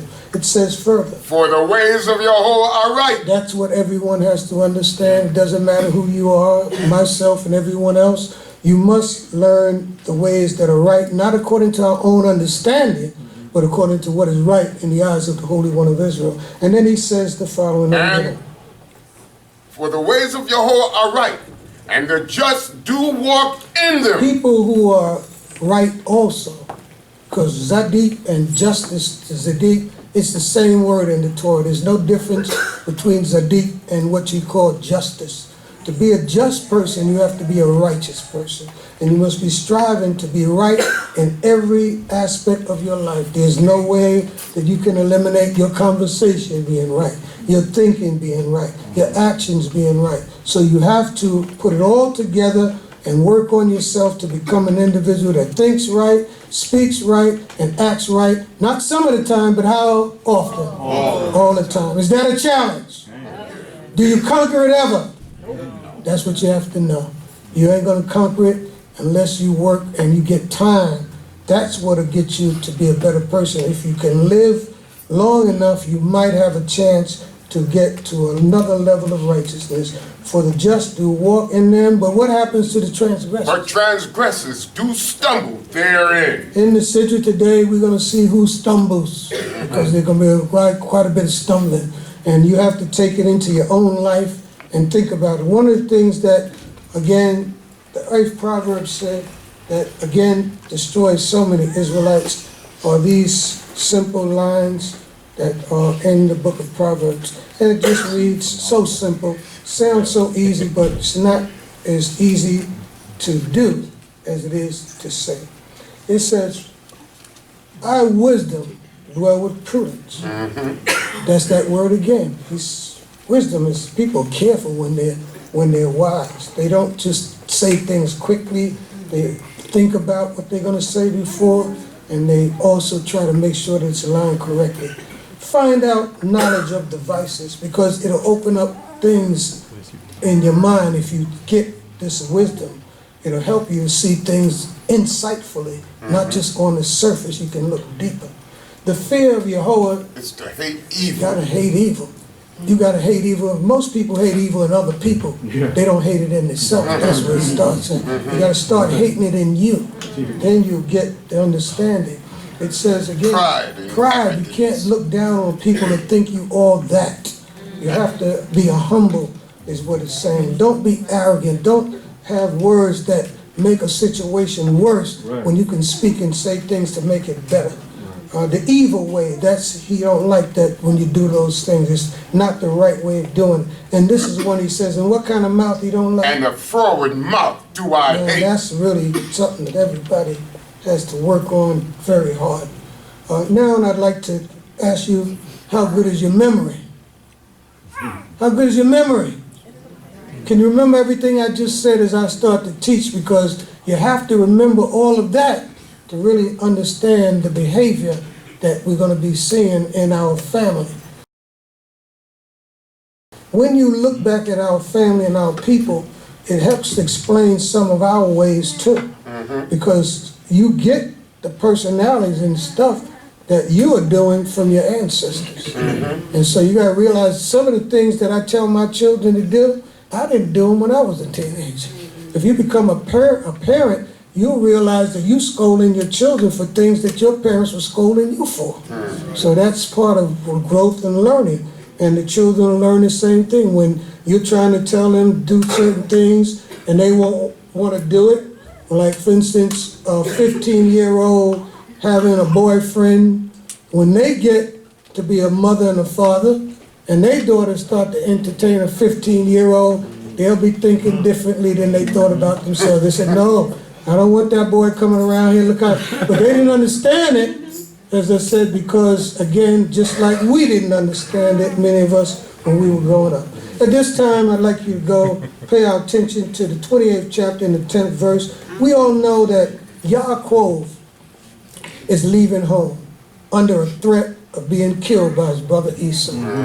That's where the history and the story that we're about to go into is taking us. And any of us in life, if we look deeply, it's really a lesson for every person. It's every person here that's a mother or father. You too, at some point, had to leave your mother and father's house. And this is what Yaakov is going. Now he's learning independent. He has to find his relationship with the Creator for himself. When you become an adult, even I would say a young adult, and you're leaving your parents' house, you now have to pay all the bills. See, that's what leaving. It ain't like leaving and, Ima, can I borrow some money? It don't go like that. You're supposed to be in a position where you can stand up and stand on your own and be responsible. You have also been at the point where you don't need any more instruction. You already have obtained the understanding of how you must conduct yourself. Every one of us is Yaakov. It's called WaYetze, to go forth. Every one of us had to go forth. It was 18, 19. Some children had to go forth because their mother and father died, and they was an adult almost in their childhood. So there's different strokes for different folks. Everybody don't have the same life. You have your own tests, and Yaakov is going to have some tests here, just like every one of us. And he has to use his wisdom, the teachings that his mother gave him, the lessons that he learned in life, to try to apply it to his own situation. Let's see how he applies it and what's happening. Remember, Yaakov was a deceiver. He had to deceive, and he was taught to be a deceiver by his mother. That's right. But that was the hand of Yah. Some people are deceivers, but Yah ain't telling them to deceive. They just doing it on their own. He lied because, like David said, bless my deceit. Sometimes you have to lie. Solomon says a time and a place for everything. You have to be prudent to know when and what is the situation that you apply it. And what he experienced in deceiving his father, Laban is now going to do the same thing to him. Because you're going to see that that's why he's going to learn. And it's going to change him. Because part of this experience that he's going through is to take him from Yaakov to Yisrael. Because his name is going to be changed after he leaves this particular place of Padam Aram and Laban's, again, family. It says in the 10th verse of the 28th chapter, Shabbat Shalom Lakim. Shabbat Shalom Lakim. Shabbat Shalom. Shabbat Shalom. Let's read and let's see what we can learn today. And Jacob went out from Beersheba and went toward Haran. And he lighted upon the place and tarried there all night because the sun was setting. And he took one of the stones of the place and put it under his head and lay down in that place to sleep. And he dreamed, and behold, a ladder set up on the earth, and the top of it reached to heaven. And behold, the angels of Elohim ascending and descending on it. This is a very important point. Because here he lays down and he puts his head on a rock. You ever slept on a rock? That ain't like a good night's sleep, if you know what I mean. And he didn't just sleep on the rock. He had to put something there to cushion it. Because if you ever been a camper, go in the bush, you have to sometimes just put your garment, maybe fold it up, put it on there, but you're still sleeping on a rock. And so now, this dream, it's now the Creator is coming to introduce himself to Yaakov in a dream. He introduces himself to different people in different ways. This particular man is Again, one of our forefathers, and he is now getting his own relationship developing with his maker. Every person, every human being has to do this, whether you're male or female. And one of the things that has been shown to us is that angels don't just come down. It said they were ascending, really saying that they're already here. They're already here. The angels are in the earth right now. They go up and they come back down because they have a new assignment. But it's not that you would think logically that it would have said they descend and then they ascend. But when you start saying they go up first, when the place of the heaven of host of heaven was in heaven, it already lets you know they're down here looking at us and checking on us. And that's what's going on. You have to realize that we are not alone. We are here with spiritual beings that can take many forms. It can come in the form of a person. Because a malach is just a messenger. So there are many messengers that are in the earth. They can sometimes be in a human being in the body of a person. Sometimes it could be in a drunk man on the ground. It can be in a nurse or a doctor or someone else, a parent who's advising you, who again has the word or message from the Creator. It can be an experience that you have, that there are lessons, and it's not even a human being. For instance, you may have seen where an automobile almost hit you. That was a message to you, to tell you that, you know, you're being protected, or it may be saying, watch out for the next time. If you don't change, you will be hit. You have to be able to think and see what type of message it is. It goes on to say, And behold, Yahweh stood beside him and said, I am Yahweh, the power of Abraham thy father, and the power of Isaac.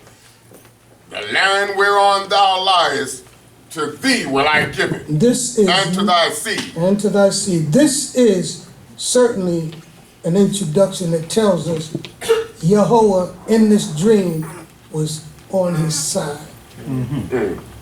How, what form, doesn't tell you. It's the spirit and the mind of Yah. And it doesn't seem to Yaakov like this is a dream. You ever had a dream and you woke up, it seemed like it was real? I mean, this seemed like this. Then sometimes, if you really live long enough, you see that dream manifested. It may not even be in the way you saw it in a dream, but it's the message that's going to come out, because every dream doesn't come in a specific manner. It just tells you. Our mothers and fathers used to have a dream book. My mother had a dream book because she said, I dreamt fish, somebody gonna die. See, that's, you can go, it's a dream book, they had it. Yeah, she know what number to play. They know what number to play by the dream they had. If you really go back and you say, they had a dream book, they say, what happened? Apples? Page 200. Look up apples and see that stuff, because then she's at number 5. They should get that, and because that's how we always had dreams. We are people that know and understand their messages in dreams, and even playing the numbers, as I said, because it's like luck as far as they're concerned. And in my home, I remember my mother had that dream book right near the bed. Because I mean, you know, as soon as you wake up, sometimes you can forget the dream. And that's why I said they have the dream book there so they can get that number, because they got to get it before the number come out. See, if you play the number too late, sometimes you got to play for days, keep that number in there. Everybody know numbers. That's how they say, keep that number in there until it comes. Because I know, well, this is what Yaakov, he knows that this dream is serious.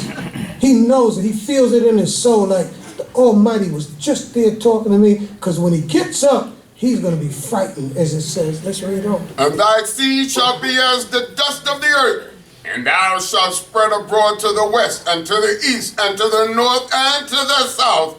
And in thee and in thy seed shall all the families of the earth be blessed. This is the same thing he said to Abraham, right? Same thing he said to Yitzchak, and now he's saying the same thing to Yaakov. And he knows that this is something I heard from my grandfather and great-grandfather. So this is serious when he wakes up. And behold, I am with thee, and will keep thee whithersoever thou goest, and will bring thee back into this land, For I will not leave thee until I have done that which I have spoken to thee of. And Jacob awaked out of his sleep, and he said, surely Yahweh is in this place, and I knew it not. That's what he's saying. This wasn't no ordinary dream. This dream was troublesome. It frightened him because it seemed so real that Yah, and it was real, it was a dream, but Yah can come to you in a dream to where you know that this is a message and this is serious. And he goes on and says, and he was afraid and said, how full of awe is this place? This is none other than the house of Elohim, and this place, and this is the gate of heaven. And again, those angels coming down and ascending and descending made him say, this is not an ordinary place. That's why some places that people stop at, they may not know that it has more significance than what they can really think about and can really understand. He realized that, no, I'm in a spot, and if you look what happens, he's going to anoint that rock that he was on and pour oil on it. And he's also going to say, I'm going to build the house, because if you know history, the same place called Beit El, where he anointed that rock, the temple has been built in Jerusalem. Same place. So it wasn't just a dream, it was deeper than a dream. And Jacob rose up early in the morning and took the stone that he had put under his head and set it up for a pillar and poured oil upon the top of it. And he called the name of that place Beit El. But the name of the city was Luz at the first. And Jacob vowed a vow, saying, if Elohim will be with me, and will keep me in this way that I go, and will give me bread to eat and raiment to put on, so that I come back to my father's house in peace, then shall Jehovah be my power, and this stone which I have set up for a pillar shall be Elohim's house. And of all that thou shalt give me, I will surely give the tenth unto thee. He spoke for all his generations. It was his latter generations that actually built the temple in that spot. He also, again, is responding to what happens. If he had such an awesome dream and didn't respond, then it would not have really made any sense. That's what Avishaddai was saying earlier. When you wake up to the truth, what's going to be your response to it? That's what makes me do what I'm doing. It's because of how I understood what I was told in 1969 when I walked into a building on 539 Belmont and Cohane Levy was teaching there. When I spoke to Nasi Tarvel on my job, we were working at a housing that was a new inner city project to rehabilitate the houses in the neighborhood. And so when this man on my job, and that was just maybe months after walking out of the church, when Reverend Brown said, forget about God. I was praying the whole time that I would find and be led to the Creator and to truth. I didn't even know it was the Creator, but I just wanted to know that I wanted to find the truth, because that day in the church, it affected me so deeply as a 20-year-old or 19-year-old person that a preacher who you put so much confidence in would say, forget about God. And it bothered me deeply, troubled me that I didn't want to go back there anymore. But that didn't end it. I started praying and searching. I started getting the books that I heard Malcolm speak about and called The Teachings of Islam. I went up to 113th Street and Lenox Avenue to Mosque number 7 and bought the book. And I just said Teachings of Islam, because the Muslims, when I would ask them, like, again, what does Allah mean? He said, come to the mosque, they'll teach you. I said, well, so what is that language, Arabic? Is that, they're going to teach you when you come, but you already go there. Shouldn't you be able to tell me if you go there already, some of the questions? He said, come. So I said, no, I got to start looking up my own self, and I started reading on it. And then I realized, as I said, when I met this man that said, what's your nationality? And I didn't know. I never heard anybody ask what a black person's nationality was. They usually say, what are you? They don't say, who are you? We don't ask people that, who are you? Because we don't even think like that. We say, what are you? Meaning what religion? So again, when he said, who are you? What's your nationality? Man, the light came on. That's an intelligent question. I can't answer it. I'm a college grad and I can't tell you who I am. Then he's looking at my puzzled face and saying to me like, are you Spanish? No, I knew that. I mean, that's clear. Are you Italian? No, I don't know. You think maybe you might have came from Africa? Yes, I know I came. Where? I'm stuck. We're having just a conversation on the job. Where in Africa? Man, I never heard nobody ask that question before. Man, and then he wouldn't tell me. So then he starts saying, well, you Nigerian and Ghanaian. I don't know. What's the difference? Had me thinking. First time anybody had me thinking before. And then I started saying, hey, you're the person I want to talk to. Another guy's name was Mike Sneed. Nasi told me, talking to him, he came over, he was telling me, he said, look, be all the religions. Take a little of Christianity, a little bit of Muslim, a little bit of Hindu, put it all together and you be me. And that's the best thing you could be, just have more. And it was confusing. Taking all that stuff together and putting one says idol, one don't, didn't make no sense. Nasi was watching the whole time, just waiting for his opportunity. He came over, and then he started making sense. I never talked to that Sneed again. I knew that was no longer the person I needed to talk to. You making sense now. And then, because I said, he got me down to understanding, here, now I'm serious. You're the teacher? No. You're going to be my teacher. That's what he told me. You are crazy. I didn't tell him that, but I'm thinking, how will I ever be able to teach you when you are the person that's telling me things I never heard? He said, you're going to be my teacher. And he told me I became his teacher. He said, I'm taking you to your teacher. His name was Cohane ben Israel. This is my life. I meet this man the first day. I go home and tell my Isha, we going to break up. Where you been? What you heard? I don't know what you're going to do, but I heard something today that is going to change our lives. I'll bring you next week to Shabbat, and we'll see what you think. But if you don't do this, I can't not do it. I knew the first Shabbat, this is going to change my whole life. I knew I was finished with all this other stuff, and one day, I knew I was going to be a different person. And it just kept elevating more and more. And I didn't even start on the Shabbat. I started on a Tuesday at Hebrew class. Whole lot of people, I think Zorn was in that class. All of them was in there doing the Aleph Beit. I think about 15, 20 minutes, I knew the whole chart. They shipped me out, said, go to the next class. Cohane Levy says, well, why are you moving him so quick? Cohane, he knows it. I can point to anywhere he knows it because I just knew it. I was supposed to be going to Segun's Swahili class. I think he never got over that. And I never went to that Swahili class because he was outside waiting. I said, I'll be out in a few minutes. It got so interesting, I said, Segun, I'll be there next week. That next week never came because I was at Hebrew class every single time they had it. And that's how I learned Hebrew so fast. I went from class to class. It was like nothing I'd ever learned. I never learned anything so quick and understood it so clearly. And Yaakov here is touched to where he responds to. He responds by saying, if you will be with me, feed me, give me my clothing, protect me and bring me back safely, I'll serve you and you'll be my power forever. That's the way I felt about it. I just knew that, hey, you be with me. And as I said, and certain things trouble me because the Israelites weren't responding after Shabbat the way they were praising him on this Shabbat. That's what hurt me too.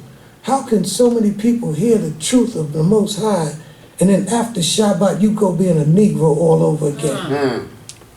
I went home with my family and studied. And the people that don't go home, they go partying, most of them didn't make it. They didn't survive. Because you go in and, as the New Testament say, a double-minded person is unstable in all his ways. See, that's what you don't know. You can't be double. Y'all knows when you're double-minded. Because here it is on Shabbat, you got all this praise and stuff. You're dressed up in all this culture. Then you're going to take it off at night, put on a short dress, do all other stuff. That's why people don't make it in this way of life. He says, remember, the wise and the prudent that do what is right, they walk therein. But transgressors do what? Stumble in the way. You're going to stumble if you don't do this thing the right way. Just watch your life. You could be a priest. Priests, I know priests, they're not even alive today. They were in the same priesthood that I was in because they stumbled in the way. They didn't understand you have to be steadfast and stay on the path. Toshi. Then Jacob went on his journey and came to the land of the children of the east. And this now takes us into another episode of the story. Every story has a climax. It has some place where it's building and going to. That was just an initiation of his journey. And now we're going to see what is going to develop in this history. No, and he looked, and behold, a well in the field, and lo, 3 flocks of sheep laying there by it. For out of that well they watered the flocks. He's in Asia, Mesopotamia. He's in a place where there's a different culture. But if you go to the east today and to these lands, they all have this lifestyle. Even if you go to Tel Aviv and you go in the city and you go to the country, you're going to see it's different. If you go anywhere in those Jordan, there's a city part of Jordan, and there's a part where they have sheep and goats, and they work. And you'll see a little shepherd boy with a whole line of sheep walking behind him, because those sheep are lined up in a row. It's amazing to see that in modern times. It still exists today. Come sheep. For out of that well they watered the flocks. That's right. Water was very important in those days. It wasn't everywhere. You don't have a pipe to go through. You have to go to a place where there's a well, they dug it, and now they can pump the water up, because under the earth, any place out here, if you dig deep enough, you'll hit mine. Mm-hmm. And the stone upon the well's mouth was great. It's a heavy stone. That's what you have to understand. It's big and it's heavy. And all of the shepherds and the keepers of sheep, probably women and what have you, they're waiting for enough men to come so that they can move that stone off, because you can't let dirt get in there, you can't let things get in there to spoil the water. So you got to cover it up to make sure it stays clean and pure for drinking, cooking, and what have you. And thither were all the flocks gathered, and they rolled the stone from the well's mouth and watered the sheep, and put the stone back upon the well's mouth in its place. Remember, it took a lot of people to do it. And Jacob said unto them, My brethren, whence are ye? He asked a simple question. Where are you from? He don't know. He's arrived in a new area. Whence are you? Where are you from? Where am I? Is really what he wants to know. Mm-hmm. And they said, Of Haran are we. And he said unto them, Know ye Laban, the son of Nahor? And they said, We know him. And he said unto them, Is it well with him?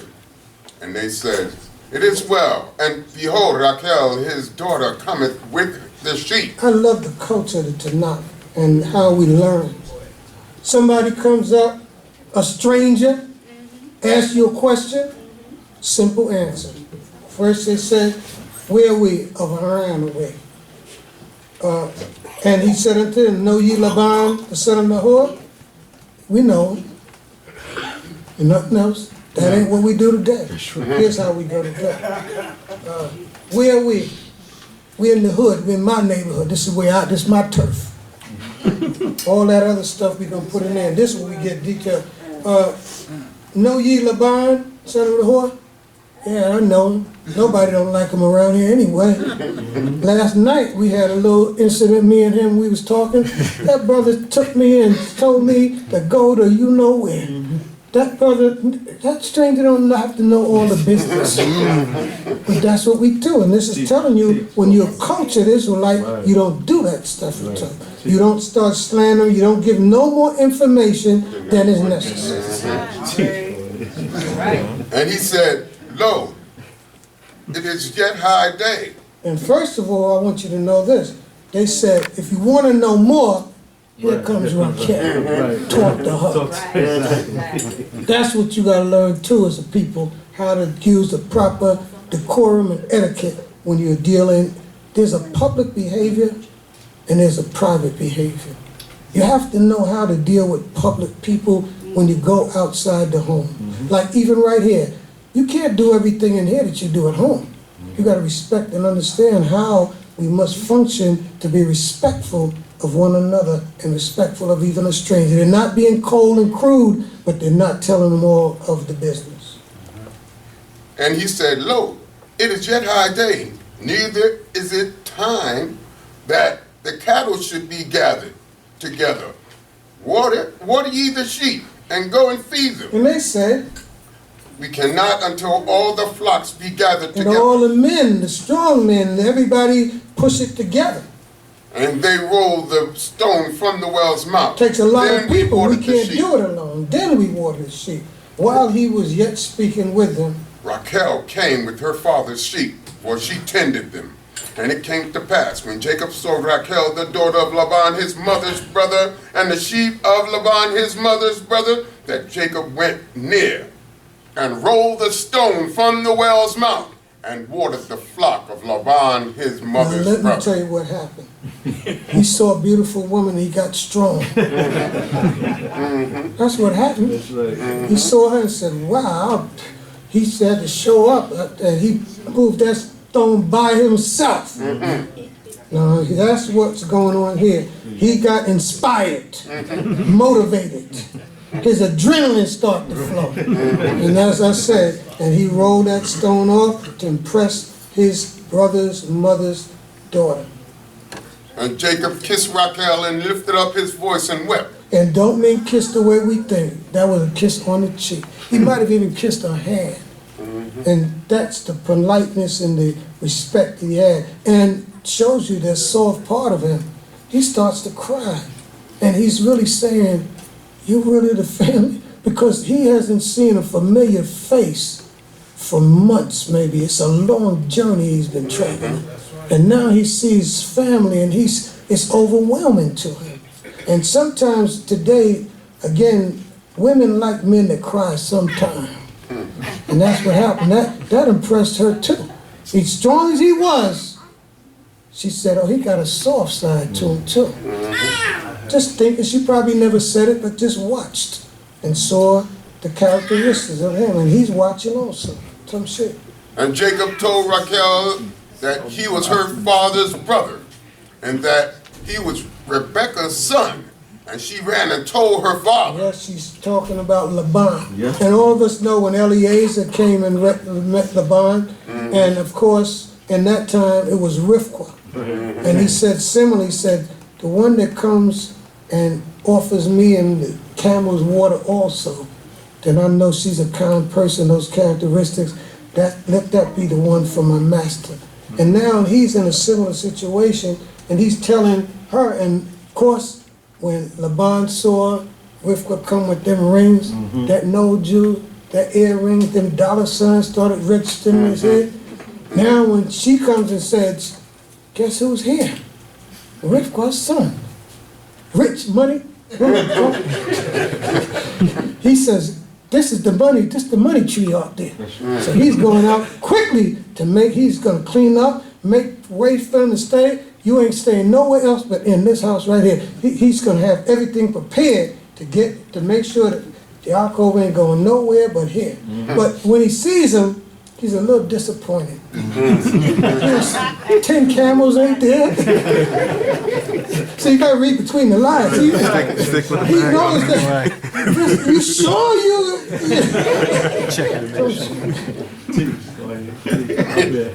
And it came to pass when Laban heard the tidings of Jacob, his sister's son, that he ran to meet him. This ain't no walking situation. And embraced him and kissed him and brought him to his house. And he told Laban all these things. And Laban said to him, surely thou art my bone and my flesh. We family. And he abode with him the space of a month. You know, it reminds me of people that leave Guyana and they come to New York or come to the States and they stay with the family a month. After a while, the family one looking around saying like, when you want to start working? Because, you know, they don't expect you to be staying there and you never contributed. You eating up people's food when you staying there for a month. You know, for a month it's okay, your family. But now we start getting to months. That means that you using the lights, my bills is going up. The fridge used to be packed longer, now it's getting less food. All these different things, space, they want to know when you're going to contribute. So Laban is right away, he's looking about receiving. And I've been giving you for a month. It's time for me to talk business here and let you understand you can't stay like here forever. And he was really trying to tell him in the beginning when he said, you know, you're my flesh and bone. You know what I mean? Because in that sense, he was saying, one hand, we family. So just make yourself comfortable. That's why a lot of people, they don't know when they say make yourself at home, that's a phrase that you got to measure it, you know, and get it right. We don't mean that you just eat everything, do what you want. No. It's make yourself at home with limitations. You know what I mean? With limitations, you make yourself at home. So again, he's getting down to business because Laban is seeing losses, not gains. When Eliezer, I had gains. I've got losses now in this one. So he's going to tell him, we got to come up with a new arrangement. And this is the new arrangement. And Laban said to Jacob, because thou art my brother, shouldest thou therefore serve me for naught? That's a Tell me, right there. what shall thy wages be? Yeah, see, he wants to put it on him. How much you gonna charge me? We family, first of all. Now, how much you gonna charge me for working for me? Because he's trying to set him up to get him to give what? A low price. And Yaakov is green. He's gonna say the stupidest thing he could ever say. In a minute, you'll see what I mean. Now, Laban had 2 daughters. The name of the elder was Leah, and the name of the younger was Rachel. And Yaakov has already figured out who he wants. That's right. This is already, when he saw her that day, his mind never stopped. It's been rolling all along. And Laban said, I have 2 daughters, the name, they're introducing and telling us that. They said Laban had. Yaakov already know, he saw both of them. But he knows Rachel is the one he wants. And the name of the younger was Rachel and Leah. And Leah's eyes were weak. Now, this is what I want you to know. Leah, spelled Lamed Aleph Hey. It really means tired. She was a young lady, if you really look at her name. That's why the older one should have been the one going to get the water from the well. But it seemed like Leah probably got out of breath. You know, some people, they can't work long. Leah was like, she couldn't do it. She had to carrying that heavy stuff. So Rachel was doing all the hard work, but she ended up being the first one that Yaakov saw. So Leah's like sort of tired. Rachel means ewe lamb. That's like a female sheep. And so again, the names that they had in Mesopotamia wouldn't necessarily be, because I wouldn't want to name a child tired. You know what I mean? So that's because she's in Mesopotamia. They're not giving Hebrew names the way we try to give it to have meaning and understand. It's 2 different cultures. And the other one's named sheep. You don't want to name your child sheep. You understand, like that. But anyway, it's a beautiful name. It's Hebrew names, but connotations, what the name means, are very important. But this tells you a little about there. And she had probably just like I, Leah she didn't have glasses, so she had, you know, her eyes used to squinch. So Yaakov already, he's looking on the outside beauty. See, that's another thing that people don't know. That just the outside ain't really the real person. Right. So he's just looking at her outside beauty. But as we read, we're going to see Leah was the one who was beautiful inside. And she's also the one who really is more inclined to attach to the love of Yah. Right. If you read the story, you'll see that all going to bear out. But let's move forward. And Leah's eyes were weak, but Rachel was of a beautiful form and fit. So that's like somebody saying, because she wore glasses, she wasn't pretty. Oh no, you crazy. No, you can have glasses and be beautiful. Ain't nothing to do with it, but you smart also. Even if, as I said, if you have weak eyes and you don't see, because some people, a lot of children are being nearsighted If you stay on them computers and them phones and look at, you be like Leah soon too. That's what happened is, if you read too much in that screen and stuff, you can't see far away. She could see up close, but like when you're down, she couldn't see to long distances. She had farsight. It goes on and says. And Jacob loved Rachel, and he said, I will serve thee 7 years for Rachel, that's what you call love at first sight. But it wasn't really love, if you understand. He just saw beauty. And he thought, that's why they said beauty is only what? Skin deep. You gotta look deeper than that. And Laban said, it is better that I give her to thee than that I should give her to another man. Abide with me. Ludicrous. He said, I'll serve you 7 years for Rachel. Now, let me put it this way. If you make, let's say, $40,000 today, a year, you multiply that by 7 years, you're paying a whole lot of money for a wife. In that day and time, it was the same thing. He had overpriced. Laban said, no, that's too much. You just work 2 years and I'll give it to you. And Laban said, oh, that's great. Abide with me. You gonna be working for me for 7 years? Oh man, we got a deal on that, man. And then he plays it off. That's what the good deal of always play. He got to say, oh, 7 years. He says, okay, how does he put it? Because he's putting it like, it's better it's better that I give it to you than give it to somebody else. He didn't think about nothing about his daughter. 7 years, I'm going to get work out of you for 7, and I'm going to work you like you never could believe for them 7 years. That's all in his mind. Let's go on. And Jacob served 7 years for Rachel. And they seemed to him but a few days for the love he had for her. They were walking up and down, and this is why the young people got to understand. They were in a courtship. See, waiting for a woman, and this is what I try to teach the young brothers. When you have a woman wait for you, she wants you more. So if you actually have her wait for you to cohabitate, she's going to fall, her mind got to fall in love because she's not getting the body part yet. So her mind has to really say, hey man, when you going to kiss me? When you going to hug me? When we going to get married? Because your feelings start to grow. We all human beings. And that's what the men don't know. That's why you should never have premarital sex. You want to destroy your chances of really getting her to be your woman? You don't touch her. And you want to, she wants to, but you have discipline and restraint. And that's how you really build that bond that's greater than the physical part. And as I said, some people don't know this, but it's true. The women want you more than you want them. That's the part about, they already have thoughts and what have you, and hormones that's already advanced than the male. She's already more advanced. Usually most time if you get a 13-year-old girl and a 13-year-old boy, she's 17, you still 12.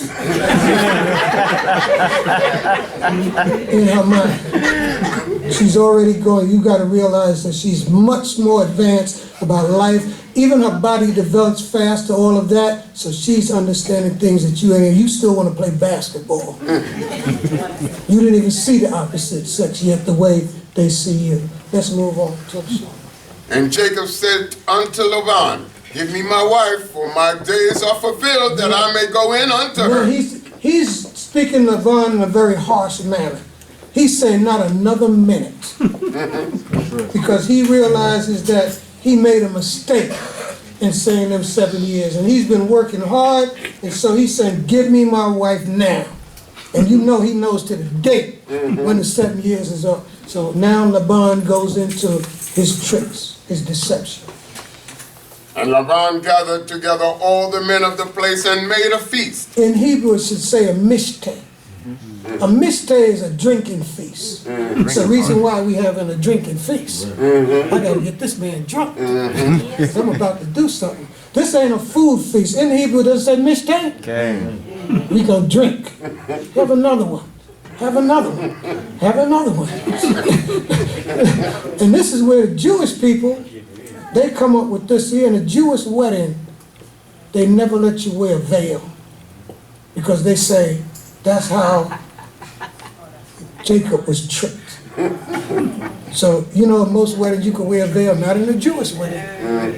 You want to know that right?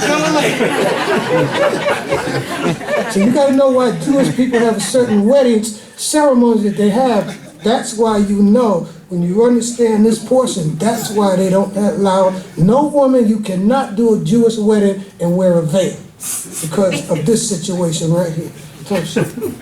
And it came to pass in the evening that he took Leah, his daughter, and brought her to him, and he went in unto her. They had a consummation of the marriage.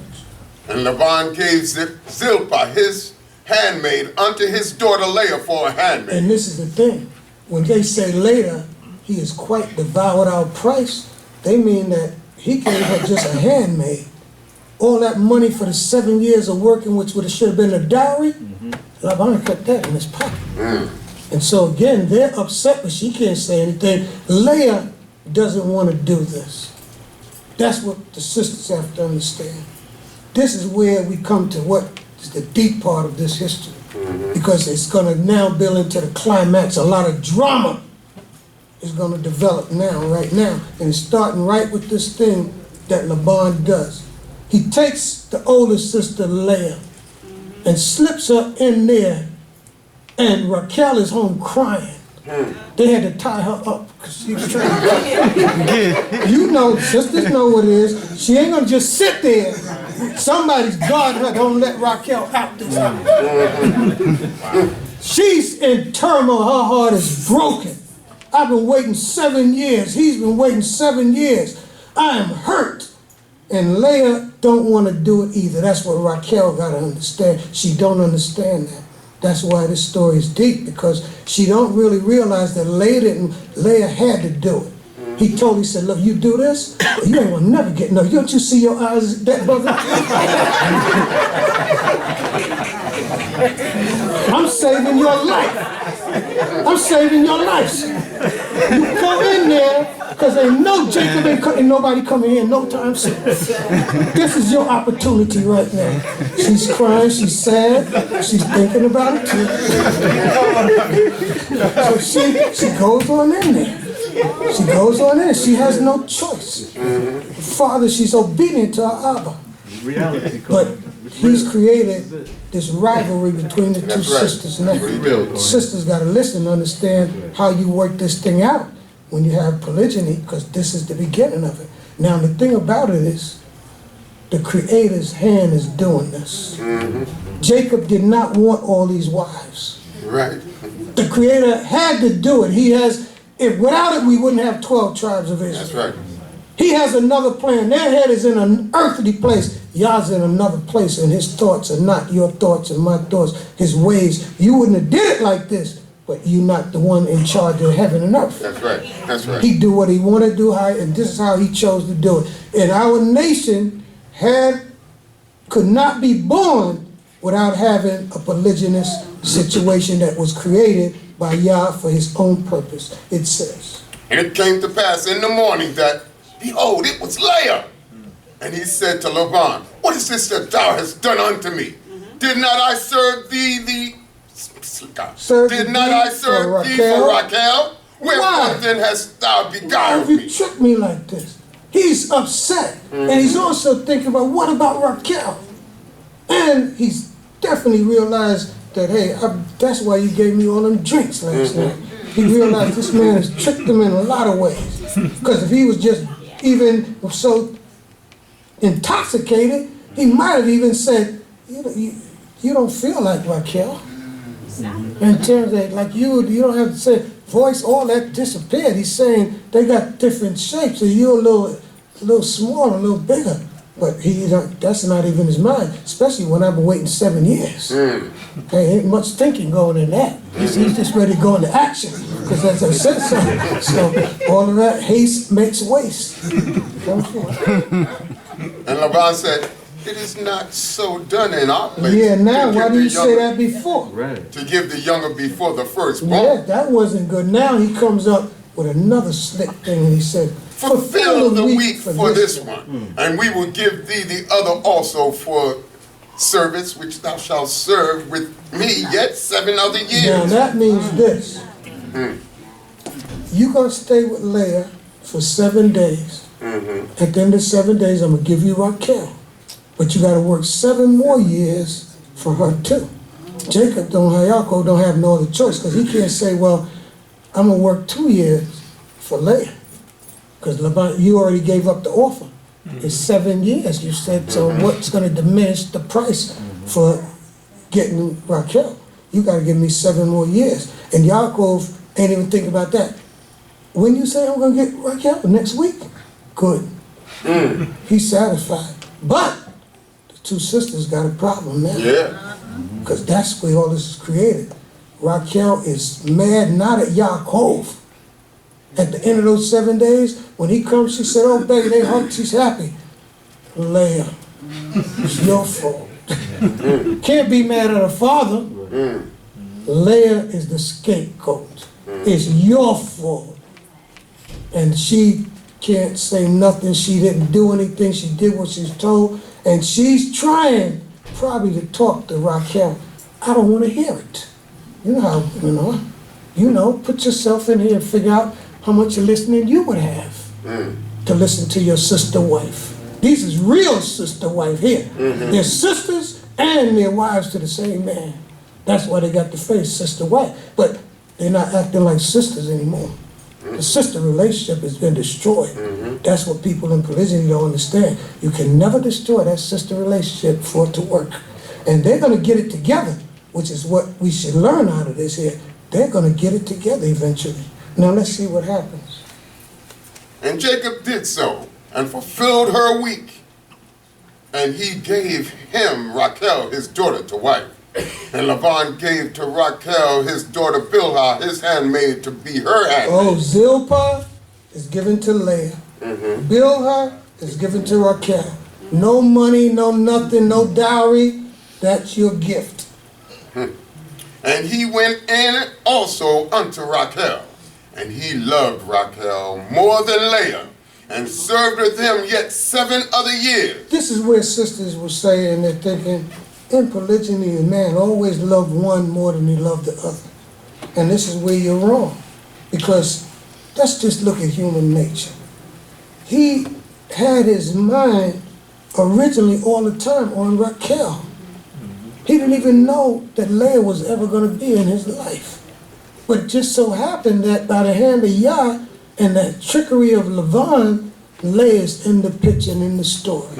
So now we have a situation where they have to figure out and work out this situation, but I have to develop this love for Leah because she is my wife. And it took time. It is going to happen. That's what, if you read the story, he is going to realize that Leah is a beautiful person. I love her, and I love both of them, and what have you. And he's in the middle trying to get both of them to get along. That's his struggle right there. Raquel at night, Raquel wasn't Leah's fault. After I spoke to her and found out, your father did all this.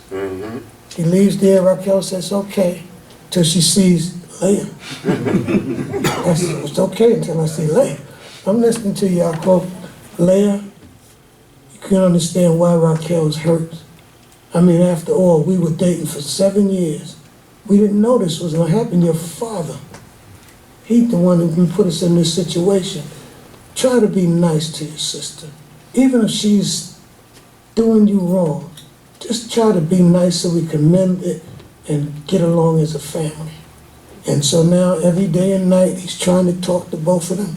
He can't tell one, look, Raquel, you should hate Leah. She deserves it.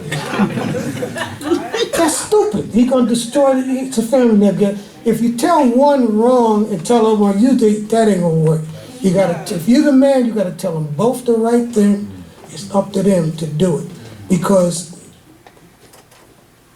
the 10th verse of Hosea said, the wise walk therein are pure, but transgressors Do what? Stumble in the way. Let's see who's going to stumble. Who's going to listen to right? Who's going to apply the right thing that you must apply in a test and in a situation where you're being tested by the Holy One of Israel? It don't come down to, it comes down to Yaakov being right, comes down to them being right. It says, for whoso is wise, let him understand these things. Whoso is careful and prudent, let them know it. For the ways of Yahweh are right, and the just do walk in, the righteous walk that way and do what's right. But transgressors stumble therein. And that's what we got to see. So you, me, everybody's in the same situation. You can't stumble. You can't transgress, whoever you are, for you will stumble. It says. And Yahweh saw that Leah was hated, and he opened her womb, but Rachel was barren. And what he's saying is that I saw the unfairness in the situation. That Leah was not being mistreated by Yaakov. He was being mistreated, she was being mistreated by her sister Rachel. And Rachel was displaying hatred. That's why the Lord said, thou shalt not hate what? In your heart. But she couldn't get over these feelings of what had happened, and she could not mend her relationship at this time with her sister Leah. Rachel is upset. After a while, if you hit anybody long enough, they'll want to hit back. So Leah wasn't totally innocent either. She's going to begin to entertain the same thing that Rachel is doing, a competition. See, polygyny is a sharing. It's not a competition. When you make it a competition, that's when it becomes the problem. They're competing now, as we'll say. And Leah conceived and bore a son, and she called his name Reuben. And she's happy. Behold, Yah has given me a son. And what that meant so much, because to have a child was a great, wonderful thing. That's why they compared barren to the woman that's having the baby, because that's what meant so much in those days. Sarah didn't have it. Rivka had to wait so many years. Now Leah's having a baby like right away. And of course, you know that angered Rachel even more. And you know, again, you know Leah was, that baby was her pride. She's walking all around kissing the baby. Rachel's there. Because every time she sees her with that baby, and again, she's happy that Leah have the baby, but she's unhappy at the same time. Don't she? For she said, behold, because Jehovah hath looked upon my affliction, for now my husband will love me. No, that ain't why. It's because I'm building the 12 tribes of Israel. This ain't got nothing to do with you and what you're talking about, that he loves you and that he gonna love you. That's your thoughts. My thoughts are what? Not your thoughts. Don't you? And she conceived again and bore a son. Oh, Rachel's getting even more angry at the moment. And said, because Jehovah hath heard that I am hated, he hath therefore given me this son And she don't mean you can't be having a baby by Yaakov and he's hating you. Right. It's got to be Rachel she's talking about. This ain't nothing to do with Yaakov. Because she keep getting pregnant after pregnancy. That ain't no hatred. And she called his name Shimon. Yeah. And she conceived again. Most High wanted Shimon born. He ain't thinking nothing about what she's saying right here. And she conceived again and bore a son and said, now this time will my husband be joined unto me, because I have borne him 3 sons. That's right, and call his name Therefore Levi. was his name called Levi. See, that's why it's in my DNA. If you're a Levite, your job is to join Israel. That's your job, even in the family. She was thinking that this would join me with my husband. He's going to now start to feel for me like he feels, because that's what also is part of polygyny. That the other person, the Nashim, looks to see how happy the other one is, and am I as happy as she is, and that becomes the competition. Again, they should be thinking about the fact that they both want to be happy. So it's like saying, okay, I need a fridge, Leah, and he buys her a fridge. Raquel already have a brand new fridge. Buy another fridge for me too. You just bought her a fridge. No, you don't need a fridge. She needs a fridge. She can't think like that. You got to be able to think and see what's fair. That's what people have to do. That's what righteous. He said just. It ain't just that I just buy you something. You have a brand new car. Her car just happened to go down. You buy her a car. You mad because I bought her car, buy you a car. That ain't righteous thinking. That ain't how it's going to work. Has to be fairness, and he has to be fair because he's the stabilizer. And when they can see that he's being fair, they don't have a problem. That's why the man has to understand the position that he always stays in the middle. You never want to take a side. You're going to have a problem if you start siding. Tell me shit. And she conceived again and bore a son. And she said, this time will I praise Yah. Forget about Yaakov. I'm looking to Yah now. That's what she's saying. I'm going to praise Yah. Because I tried to get him joined. I had Shimon, I had Reuven, got 4 babies for him. And it seems like he still ain't shown me the love I feel I deserve. All them babies you made, you get more love than you can count. And you know you got her own tent. She has her own situation. It ain't that. It's Raquel's impact on her thinking. She's being affected by the competitiveness of Raquel. And you're going to see it come out in this chapter right here. It says in the Therefore she called his name Yehuda, and she left off bearing. In other words, for that time, it was enough children on yours part to give her body a rest. She's been having babies in a row. Let her take a little rest. The plan will go on, and she's going to have more children. In fact, Leah bore 6 of the tribes of Israel, more than all the 3 put together, and Dinah also. Let's read on. And when Raquel saw that she bore Jacob no children, She got angry. Raquel envied her sister. That's and she said unto that's Jacob, that personality. That's that stuff coming out. Envy, they call it the green monster. She's becoming a monster because now she's filling up with all kinds of feelings that's not righteous. And she said unto Yaakov, give me children, else I die. that's like, I know when I left Guyana, I'll tell you about a situation. A man was with a woman, and she told him, she said, well, if you don't stop seeing that person, I'm going to kill myself. So again, one day, she laid herself out on the floor, put the poison bottle, spilled it out there like that.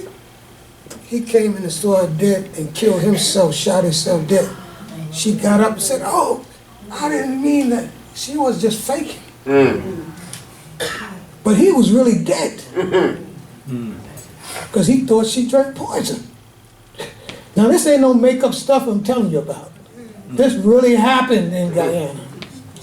There's a lot of suicides in Guyana over relationships. They drink poison. They don't shoot themselves usually, but they drink anything, alcohol, any kind of acid, they'll drink it. East Indians, most our people, we don't drink poison that quick. We think about it a little longer. But there's certain people that they got that tendency. They'll kill themselves in a minute. As I told you, so now she's threatening Yaakov. Yaakov, like he's getting stronger too. Because now he's going to start speaking about God to her, and he's going to start taking his stand as a man. And that's what, if you're going to be in prison, you got to know how to take your stand. Even if they don't understand that you're trying to do right, because they may not see it, you just got to trust the Most High and do what you know is right. And Jacob's anger was kindled against Raquel, and he said, am I in Elohim's stead, who hath withheld from thee the fruit of the womb? And she said, behold my maid Bilhah, go in unto her that she may bear upon my knees, and I also may be built up through her. That was a custom. It was just something that our forefathers believed, that by having a midwife situation and allowing the baby to give birth on a blanket on the lap of the woman. It would sort of some way inspire her, give her the feelings of having a baby, and that would be, again, a child. Also, because Bilhah was her maid, the child would not necessarily belong to Bilhah, but would be her child. And so she's competing, and she's saying to Yaakov, he didn't ask for her. She said, take my handmaid. Now, if he said no, it's going to be a real problem. So you can see again, if a man or woman, let's say, is against polygyny, you don't give him another wife. So it ain't about a wife now, it's about Raquel. It's Leah and Raquel's situation. I'm doing this because Leah having all these babies. I ain't having none. At least if I get my handmaid, which she's mine, that means this son's going to be yours. I now am getting some recognition as having a child too. And then Leah's going to say, you playing the handmaid game? I know, we play handmaid games. I'm a handmaid too. So here we go with the competition. And Jacob, if I could figure, I know he wasn't, but he probably smiling.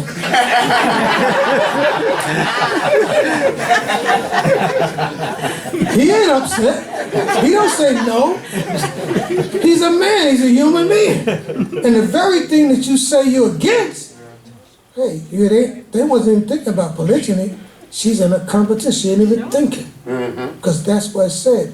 Anger rests in the bosom of a fool. She's doing foolish stuff. The wise woman buildeth a house, but the foolish tear it down with what? Her own hands. Just her ways will tear it down. How you doing?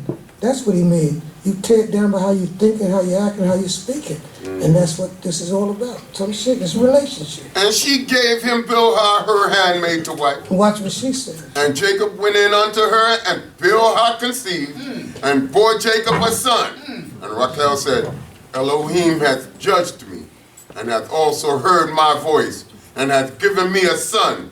Therefore called she his name Dan. And Bilhah Raquel's handmaid conceived again, and bore Jacob a son, a second son. And Raquel said, with mighty wrestlings have I wrestled with my sister, and have prevailed. And she called his name Naphtali. They didn't fight to hurt each other, but they wrestled. They tumbled all over that place. Because as I said, that's what happens when you start to get in that competitiveness, a spirit that's bad, and what have you.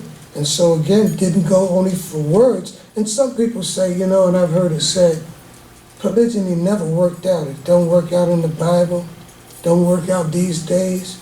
But one thing people don't know, it worked out for Yah. He got his 12 tribes. See, it ain't always about the two people. Y'all already knew they weren't going to stay together. Because he already know the future. It's like called predestination. See, they say in one of the Rasta songs, life is what you make it. Some people say that's true. Life is what you make it. But Yehovah also plays a part, don't he? You got to play a part. Life is what you make it, but guess what? There's a spiritual part too. There's a creator that's involved in all of our lives. So you have to be able to think and understand what your part is and how he's playing his hand in your life. When Leah saw that she had left off bearing, she took Zilpah, her handmaid, and gave her to Jacob to wife. I got a handmaid too. She ain't telling Raquel that, but she's entering the competition. We've been wrestling. You won't listen, you won't hear, and you're not trying to mend the situation. So that's what happens. But I guess she's trying to be restraintful, and use restraint in a relationship. She's the older one. We can't look and see everything, but as this plays out, we begin to see that, hey, maybe Leah was a little nicer, maybe just a little nicer than Raquel, and I'll show you how as we move forward. And Zilpah, Leah's handmaid, bore Jacob a son, and Leah said, fortune is come. I'm rich now. And she called his name Gad. God. Again, everybody has to see how you came into existence through this situation. Most people look at it and say, That's terrible. All that just to make a nation? You question the hand of Yah? That's why, let me read this proverb again. The forward mouth. Do I hate? You're talking stuff out your mouth that you don't have a half of understanding of. That's why you got to know how to just watch. Keep your mouth shut. Try to get a little wisdom, but above all, get what? Understanding. That's what you have to do. And Zilpah, Leah's handmaid, bore Jacob a second son. And Leah said, happy am I, for the daughters will call me happy. Now she's looking around at other people's opinion. And she called That's his what name. another mistake you look at. Sometimes the people that's not in a situation are the ones that messes up other people's marriages. Because they end up having so much to say about it and get involved, and they destroy people's lives. And all the sisters, I can tell you, you can stop polygyny. It will never exist again, but you can't. You could do it, but you can't do it. Let me tell you why, how you could do it. And you'll know why it'll never happen. All the sisters who are not married to a man, all the sisters just have to say, I will never marry your husband. And that ain't never gonna happen. Because if she falls in love with him, she's gonna marry him. She don't care about none of that other stuff, because if there are only 100 men, there's 200 sisters. The ones without husbands are never gonna say, okay, I'll be celibate. Y'all love, happiness. No, they ain't gonna do that. Ain't no other men? One of y'all gotta give up.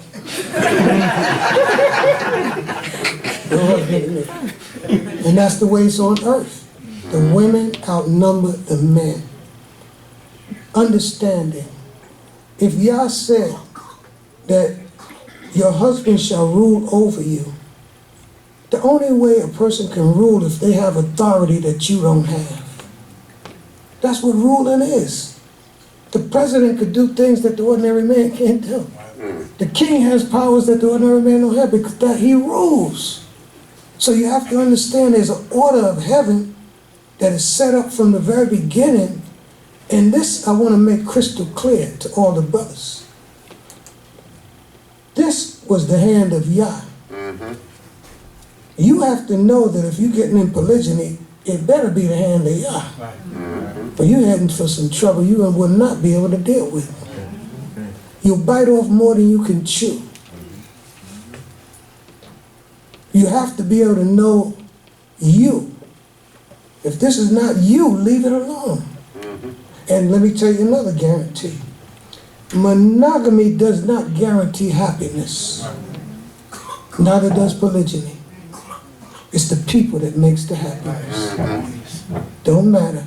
You could be with one person and have a miserable life. The people in polygyny could be loving each other and having a beautiful life. So get those notions out your head. Get some understanding. Try to understand what it is that Yah has for you. And if you're a person, because most women want to ask a brother, are you ever going to take another wife? Nah. It's only you forever. You're lying out your teeth. And you're going to have a problem for life. You remember you told me that you never... Tell them the truth. Take a stand. I don't know. But if that time comes, I'll just use Yah and we'll use my tongue, but I can't say where I'm at. And I know I got a brother in Guyana because we had a meeting on brotherhood. That's what I love about Guyana. They say, Cohen, teach us some of the things about manhood. You got experiences that we don't have. We recognize how you teach these portions. Teach us. So we have brotherhood meetings, and I asked them, I said, okay, how many of you in here know you want to take another way?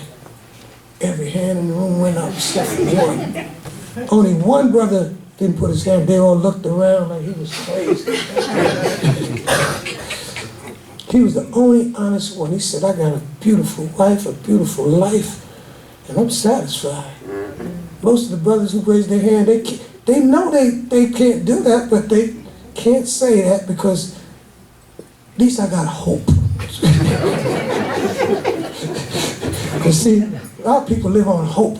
Because I look over there, that looks so nice for him to have them wives in heaven. And so maybe hope should not be your reality. That's just a desire you have that you got to work out in your mind spiritually and understand whether or not the Creator wants you to have this. You don't have enough money, forget about it. That's right. Certain things got to go with it. You got to double everything. Double the rent, double the house, double the faucet, double the car, double the trouble. Can you have a little double trouble? Because that's what you're going to be dealing with. You're going to have to be able to be wise to know how to handle the situations that you're in and do it wisely, do it righteously. And the Creator will be with you no matter what happens. He said, acknowledge me in all thy ways and I will what? I'll direct your steps. So don't go trying to do something you didn't go to the Creator for it. You didn't ask Him. You didn't see if it's correct. And that's it. You have to know that.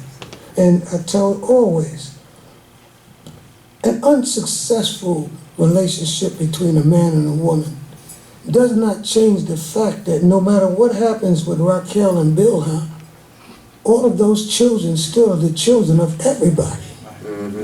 The grandchildren, you don't change that because the two people, that's when it really gets evil, when now you're not talking to the children because that's her mother, that's our children. That's what they're going to come to out of all of this. These two sisters, when Laban gets to the spirit, she's going to say, hey, now it's about us and our children. And that's what it's all about. Because it's about family. That's why you're married. You never marry for sex. You're married for family. You're married to build up children and dedicate souls and the image daughters for the Holy One of Israel. Come see. And she called his name Asher. And Reuben went in the days of wheat harvest and found mandrakes in the field and brought them unto his mother Leah. Yes, Reuben, her firstborn, found some aphrodisiac herbs that could help a woman get pregnant. Because they're all over the earth. In Guyana and Trinidad, we've had sisters and brought them and they got pregnant.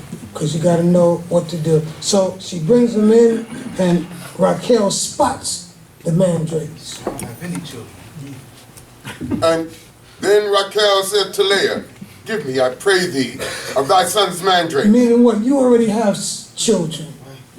Give me a chance. Let me have these mandrakes. And Leah's going to be compassionate enough. She says, okay, you can have them, but Jacob ain't coming to your tent tonight. He's coming to my tent. So then again, they're trying to compete again. But see, this is the thing about that ain't fair. Why it ain't fair? Because they're telling y'all what to do. You can't be the woman and you calling the shots, telling him where he's going to sleep and not sleep. He should have went up and climbed the tree. But this time he don't sleep anyway, but he's going to give in because, as I said, if you're not a strong man, they'll control you. And she said unto her, is it a small matter that thou hast taken away my husband? And wouldst thou take away my son's mandrakes also? Leah's so wrong that she forgot what happened. That was Raquel's husband. You took him. She's reversed saying, now you taking away my husband. She ain't right. She's thinking wrong. I told you, both of them. See, there's never really one side where one is right and the other one's not right. You got to tell them both where they're wrong at and both where they're right at. So not no one, she's all wrong. It don't never be like that in life. They say there's two sides, what? To every story. Most times even more than that. Don't you? And Raquel said, therefore shall he lie with thee tonight for thy son's mandrake. She's telling him, okay, he's coming to your tent tonight because you gave me the mandrake, and she gonna run out in the field to meet Yaakov to let him know, nope, don't go right. You coming left tonight. And that's what again, that should never be. But that's just to show you they were human beings just like us. And Jacob came from the field in the evening, and Leah went out to meet him and said, Thou must come in unto me. Thou must? No, something wrong with that. For I have surely hired thee with my son's mandrakes. That means like they were practicing prostitution. And the male is the prostitute, if you're going to say. No, that's just because they were raw. They didn't know what polygyny, all of them was pushed into this. They got to find out and learn from it. Right. And he lay with her that night, and Elohim hearkened unto Leah, and she conceived and bore Jacob a fifth son. She didn't need the mandrakes, because it ain't about the mandrakes. Jehovah blessed her. And Leah said, Elohim hath given me my hire, because I gave my handmaid to my husband. No, that ain't why. Jehovah wanted a tribe called Yissaschar. And she called his name Yissaschar. And Leah conceived again. And bore sixth son to Jacob. And Leah said, Elohim endowed me with a good dowry. Now will my husband dwell with me, because I have borne him 6 sons. And she called his name Zebulun. Zebulun, to dwell. And afterwards she bore a daughter, and called her name Dinah. Since you got a male judge, I'll get a female judge. Here come Dinah. Because they both are in their own state of mind. And none of that was the case. And Elohim remembered Rachel.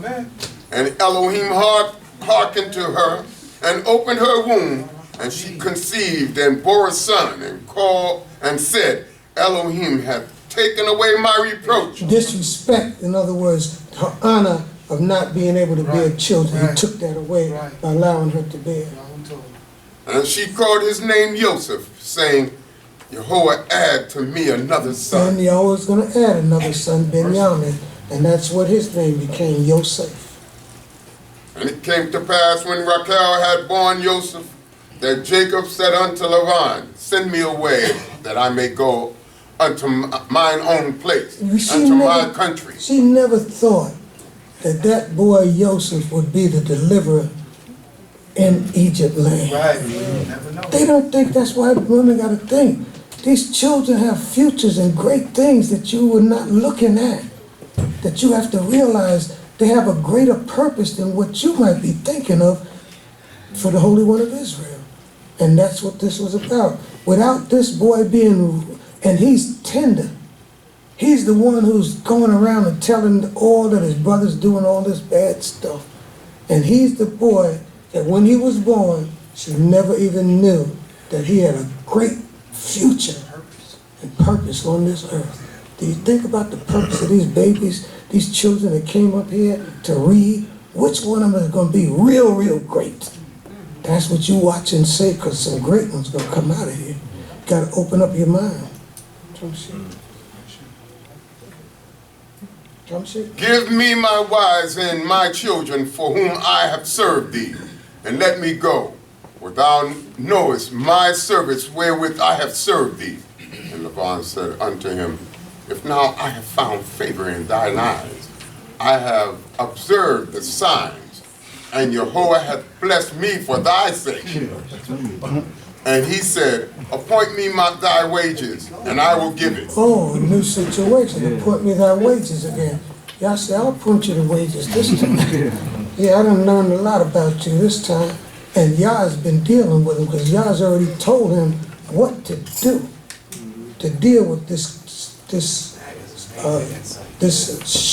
shamster, scam, swindler. The whole said, I'm going to help you now. You didn't do anything to him, I'm going to tell you what to do.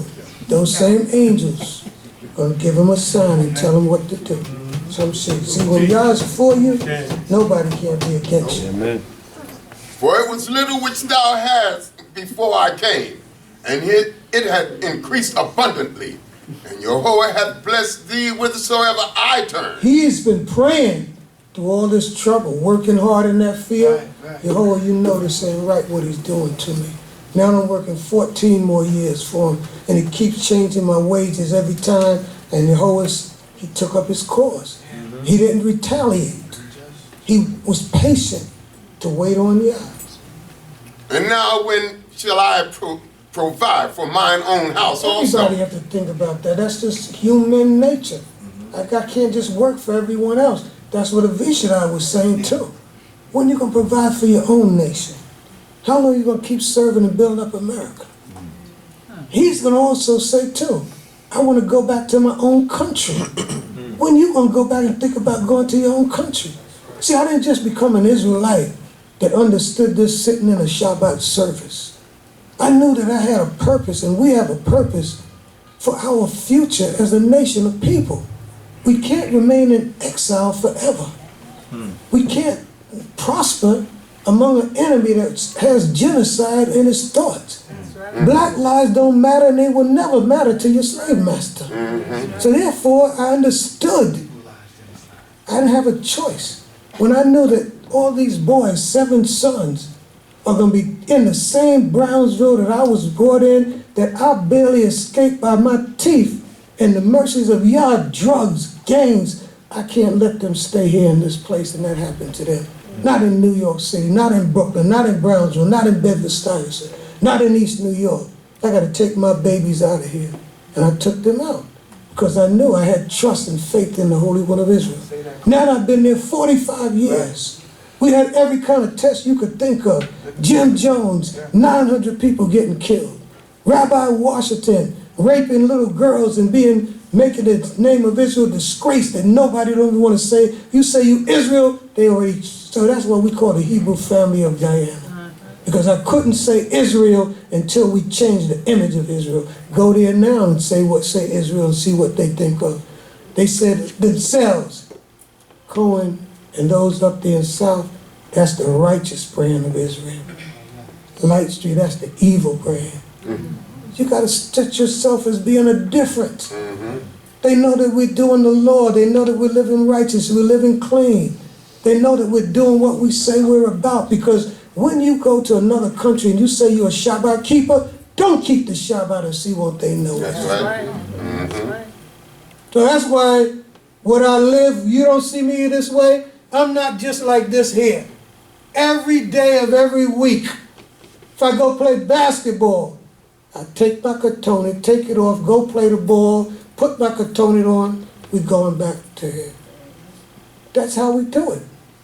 This not just no, you do it sometime and you don't do it. No. Sisters go swimming, we got to weigh our sisters. They go in the pool, they swim because Guyana is a land of many waters. You should know how to swim. That's not called common sense. So we have everybody, we teach everybody how to swim. We have wraps that they get out the water, they put them on, they go take their place. Swimming classes right now. And I know if Malcolm can learn how to swim, anybody can. Miriam learn how to swim, anybody can. Because they take swimming classes. I taught them to swim. He's probably the best swimmer that I've taught. You know why? Because he's following instructions. Instructions are, you got to develop your kick. If you don't develop your kick, you're not going to be a swimmer. He said, I kicked 2 times, he going on. Elio's there kicking. He's swimming. Because then I show you the stroke and then I show you other strokes. But again, you can't be afraid of it. You can't. I'll be afraid of not being able to swim. Which one is worse? Being afraid of not being able to swim, or knowing how to swim and being afraid, learning how to swim. No, I'm telling you. Because I've seen people drown in Dead Sea Head. They could not swim from here to there. They just going down. Because they couldn't reach that little thing. Dog paddle. Yeah. Uncle Roosevelt, he dog paddle all over the place.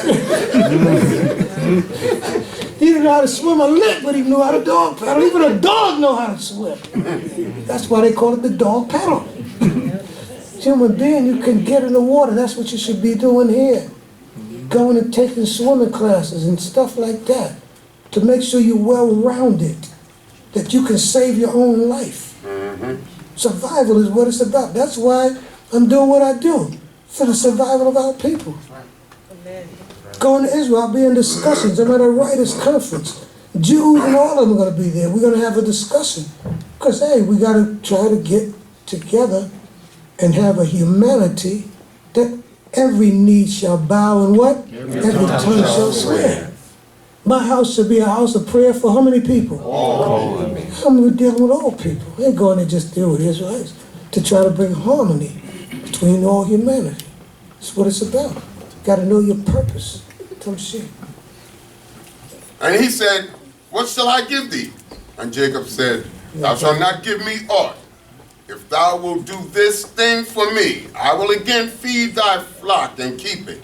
And I will pass through all thy flock today, removing from thence every speckled and spotted one, and every dark one among the sheep, and the spotted and the speckled among the goats. And of such shall be my hire. So shall my righteousness. Witness against me hereafter, when thou shalt come to look over my hire that is before thee, every one that is not speckled and spotted among the goats, and dark among the sheep, that if found with me shall be counted stolen. And Laban said, behold, would it might be according to thy word. And he removed that day the he-goats that was streaked and spotted, and all the she-goats that were speckled and spotted, every one that had white in it, and all the dark ones among the sheep, and gave them into the hand of his son. He already started cheating from the very beginning. The very ones that he said Yaakov would have, he took them out and gave it to his sons and separated them by 3 days. And he set 3 days' journey betwixt himself and Jacob fed the rest of Laban's flock. And Jacob took him rods of fresh poplar, and of the almond of the plane tree, and peeled white streaks in them, making the white appear which was in the rod. You know, they have a saying that, and I've heard it since I was a child, that they don't want a pregnant woman to see certain things because that would affect the baby. And this is similar here, where by those sheep and goats seeing these shapes and these plants in the water where they went to actually bear, it affected and influenced the way the offspring came out. And it was, again, there's a sign that Yah had showed him what to do, these angels. So he's now being, again, blessed with many of the flocks that were, again, born out of the flocks of Laban. And he set the rods which he had peeled over against the flocks in the gutters, in the watering troughs, where the flocks came to drink. And they conceived when they came to drink. And the flocks conceived at the sight of the rods, and the flocks brought forth streaked, speckled, and spotted. And Jacob separated the lambs. He also set the faces of the flocks toward the street, and all the dark in the flock of Laban, and put his own droves apart, and put them not unto Laban's flock. And it came to pass, whensoever the stronger of the flock did conceive, that Jacob laid the rods before the eyes of the flock in the gutters, and that they might conceive among the rods. But when the flocks were feeble, he put them not in. So the feebler were Laban, and the stronger Jacob. And the man increased exceedingly, and had large flocks, and maid servants, and men servants, and camels, and asses. And so we see that Yah is blessing him, he's prospering, and this brings envy, of course, to the sons of, again, Laban. It ends out 32nd chapters, only a few verses. So this now brings us to the climax of this episode of our history. And it begins in the 31st chapter in the first verse. And he heard the words of Laban's son saying, Jacob hath taken away all that was our father's, and of that which was our father's hath he gotten all this wealth. And everything that will belong to their father belongs to them. So they know they're getting losses as well. And Jacob And Jacob beheld the countenance of Laban, and behold, it was not toward him as before time. That's a beautiful thing about our people that we have to know. You should be able to know a person's countenance. And that's what lets you know when you really know people. You should be able to tell when the countenance changes. And even the person who has the wrong countenance must realize that other people can see that your spirit has changed. Right. You're not behaving in the same way. And so that's what all of us need to realize, that you want to keep a good spirit, a good countenance. Whatever happens in life, try to maintain the good. That's your righteousness before the Creator. Because I've never met a person that said they hate somebody, but your actions say you do. Your behavior says that. No one says, I have a grudge, but I can tell by your way you're acting, you got a grudge. Because just like love is a behavior and an action word, so is hatred, sana. It's a behavior. It's not what you say, I'm not angry. You're angry, I can tell you're angry. You don't have to say you're not angry. I can see how you act, and your spirit tells me you're angry. And that's what people who are intelligent know, that you must be able to control your spirit. That's the hardest fight that anybody has. That's why you get tested by Yah to see, can you control your spirit? Sometimes he gotta put you in a situation where you should be angry, but can you control your spirit? That's a test for you. When somebody else is mistreating you, or you feel you haven't been dealt with fairly, the test ain't for, it's for you. Can you still do the right thing, maintain the right spirit, even though you've been wronged? That's how you get him on your side, and that's when he helps you. And that's when he'll lift you up and he'll make everything all right. Come see.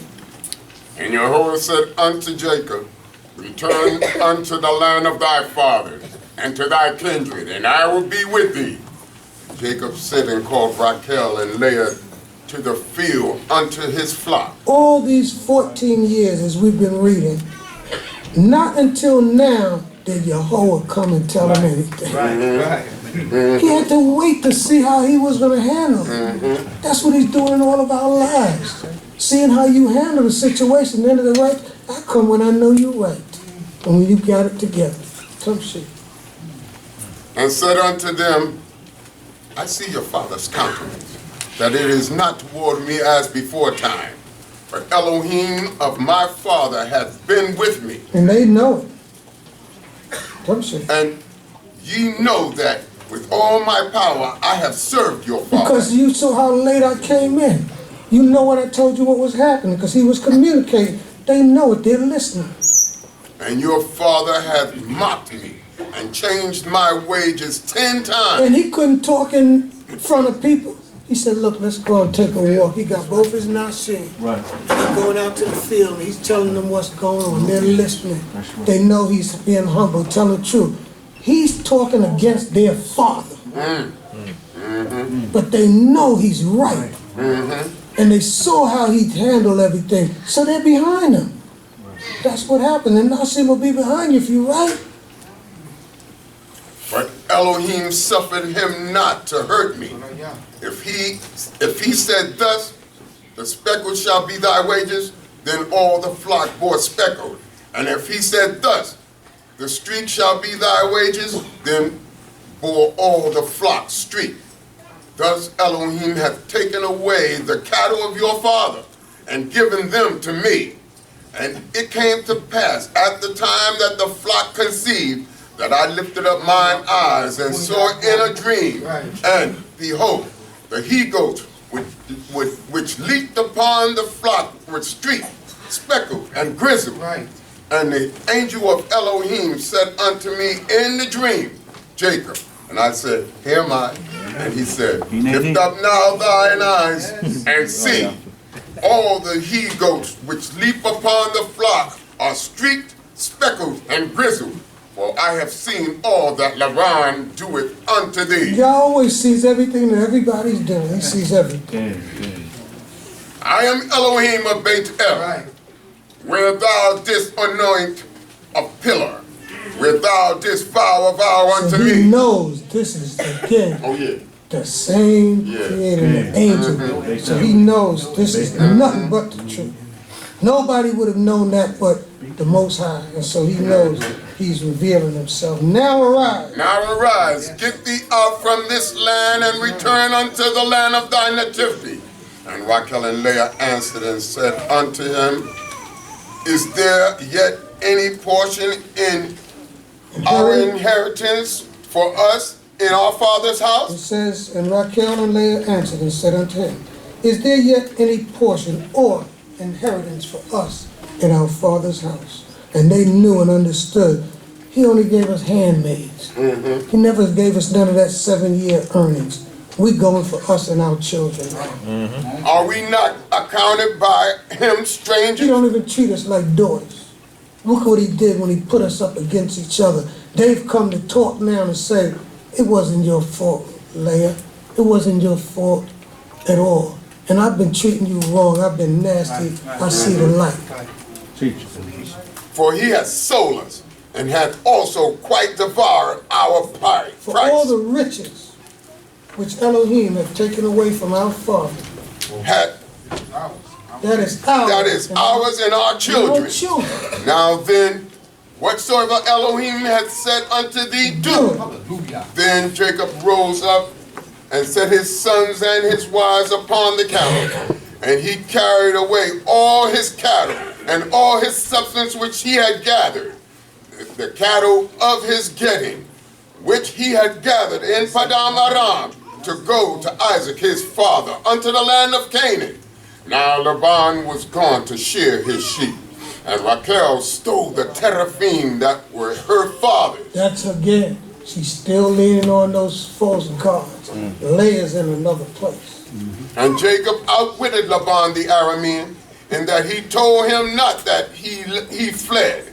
So he fled with all that he had, and he rose up and passed over the river, and set his face toward the mountain of Getting Gilead. back to Northeast Africa, crossing the Euphrates. And he now has what every man wants, whether he's monogamous or polygynous.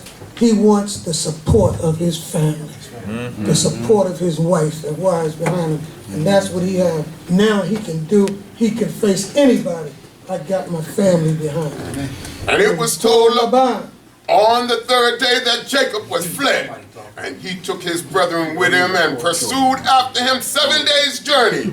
And he overtook him in the mountain of Gilead. And Elohim came unto Laban the Aramean In a dream of the night, and said unto him, take heed to thyself that thou speak not to Yaakov either good or bad. Let him know, and I'm telling you, that's what he'll do. He controls everybody.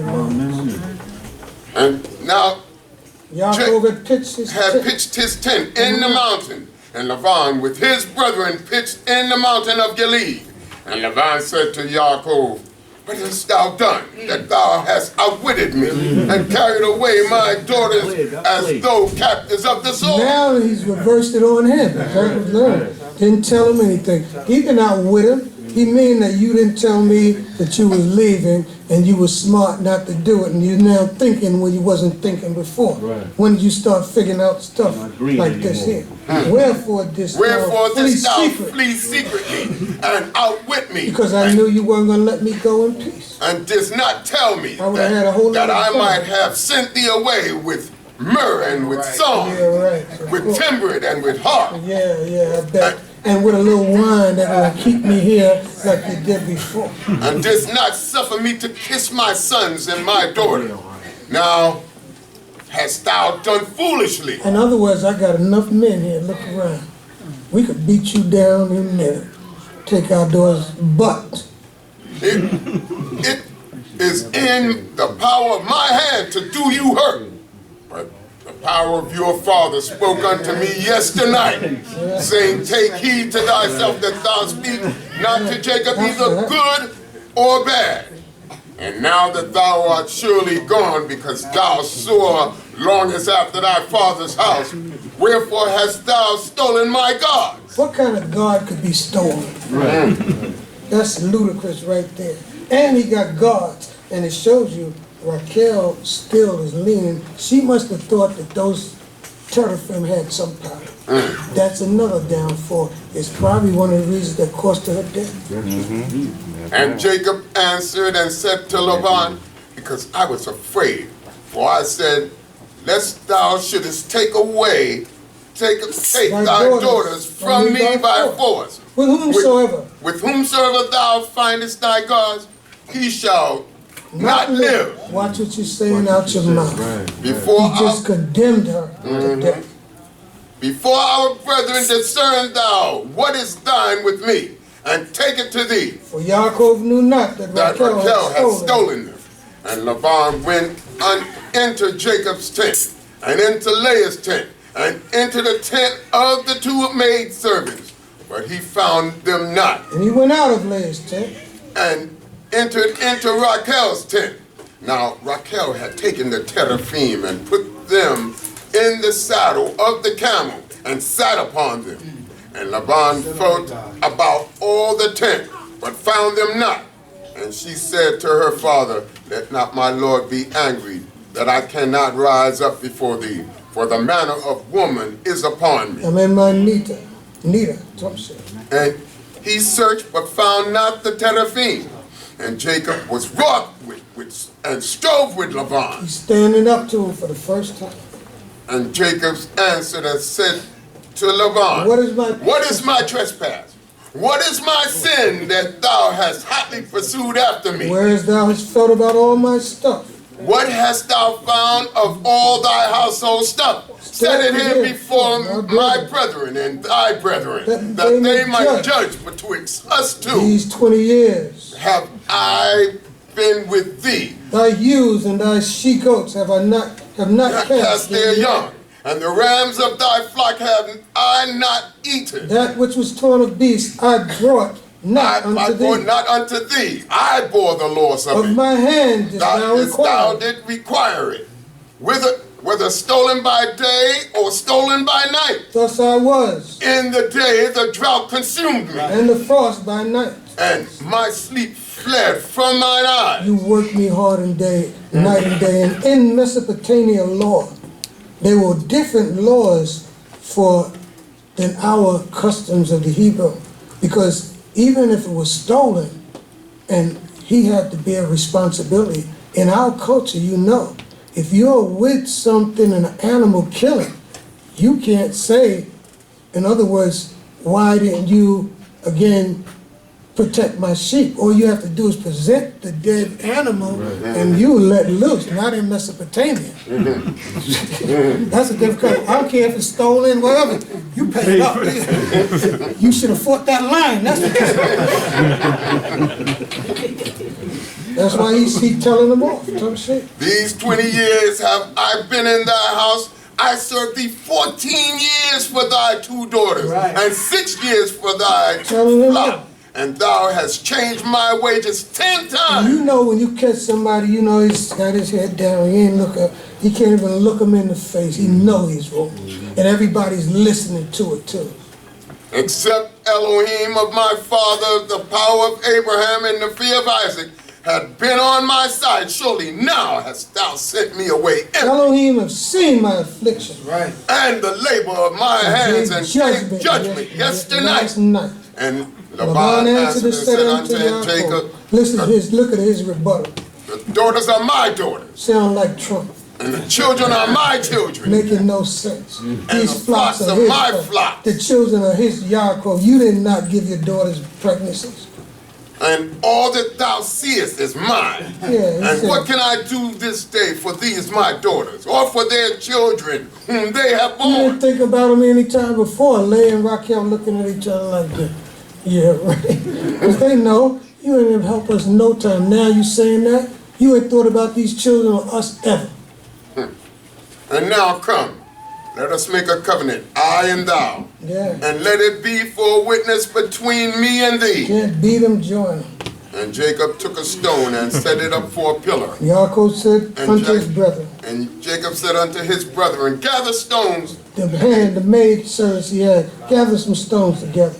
And they took stones and made a heap. And they did eat there by the heap, and Laban called it Yegar Sahaduta, but Jacob called it Gilead. That's the Aramean way of saying, again, a heap or what have you. And Yaakov stuck to his culture. This is what we have to do. Even though you're in a foreign place, you can't be flipping over and dealing with their culture. Stick to Yah, stick to your way of life. That's what Yah wants us to do.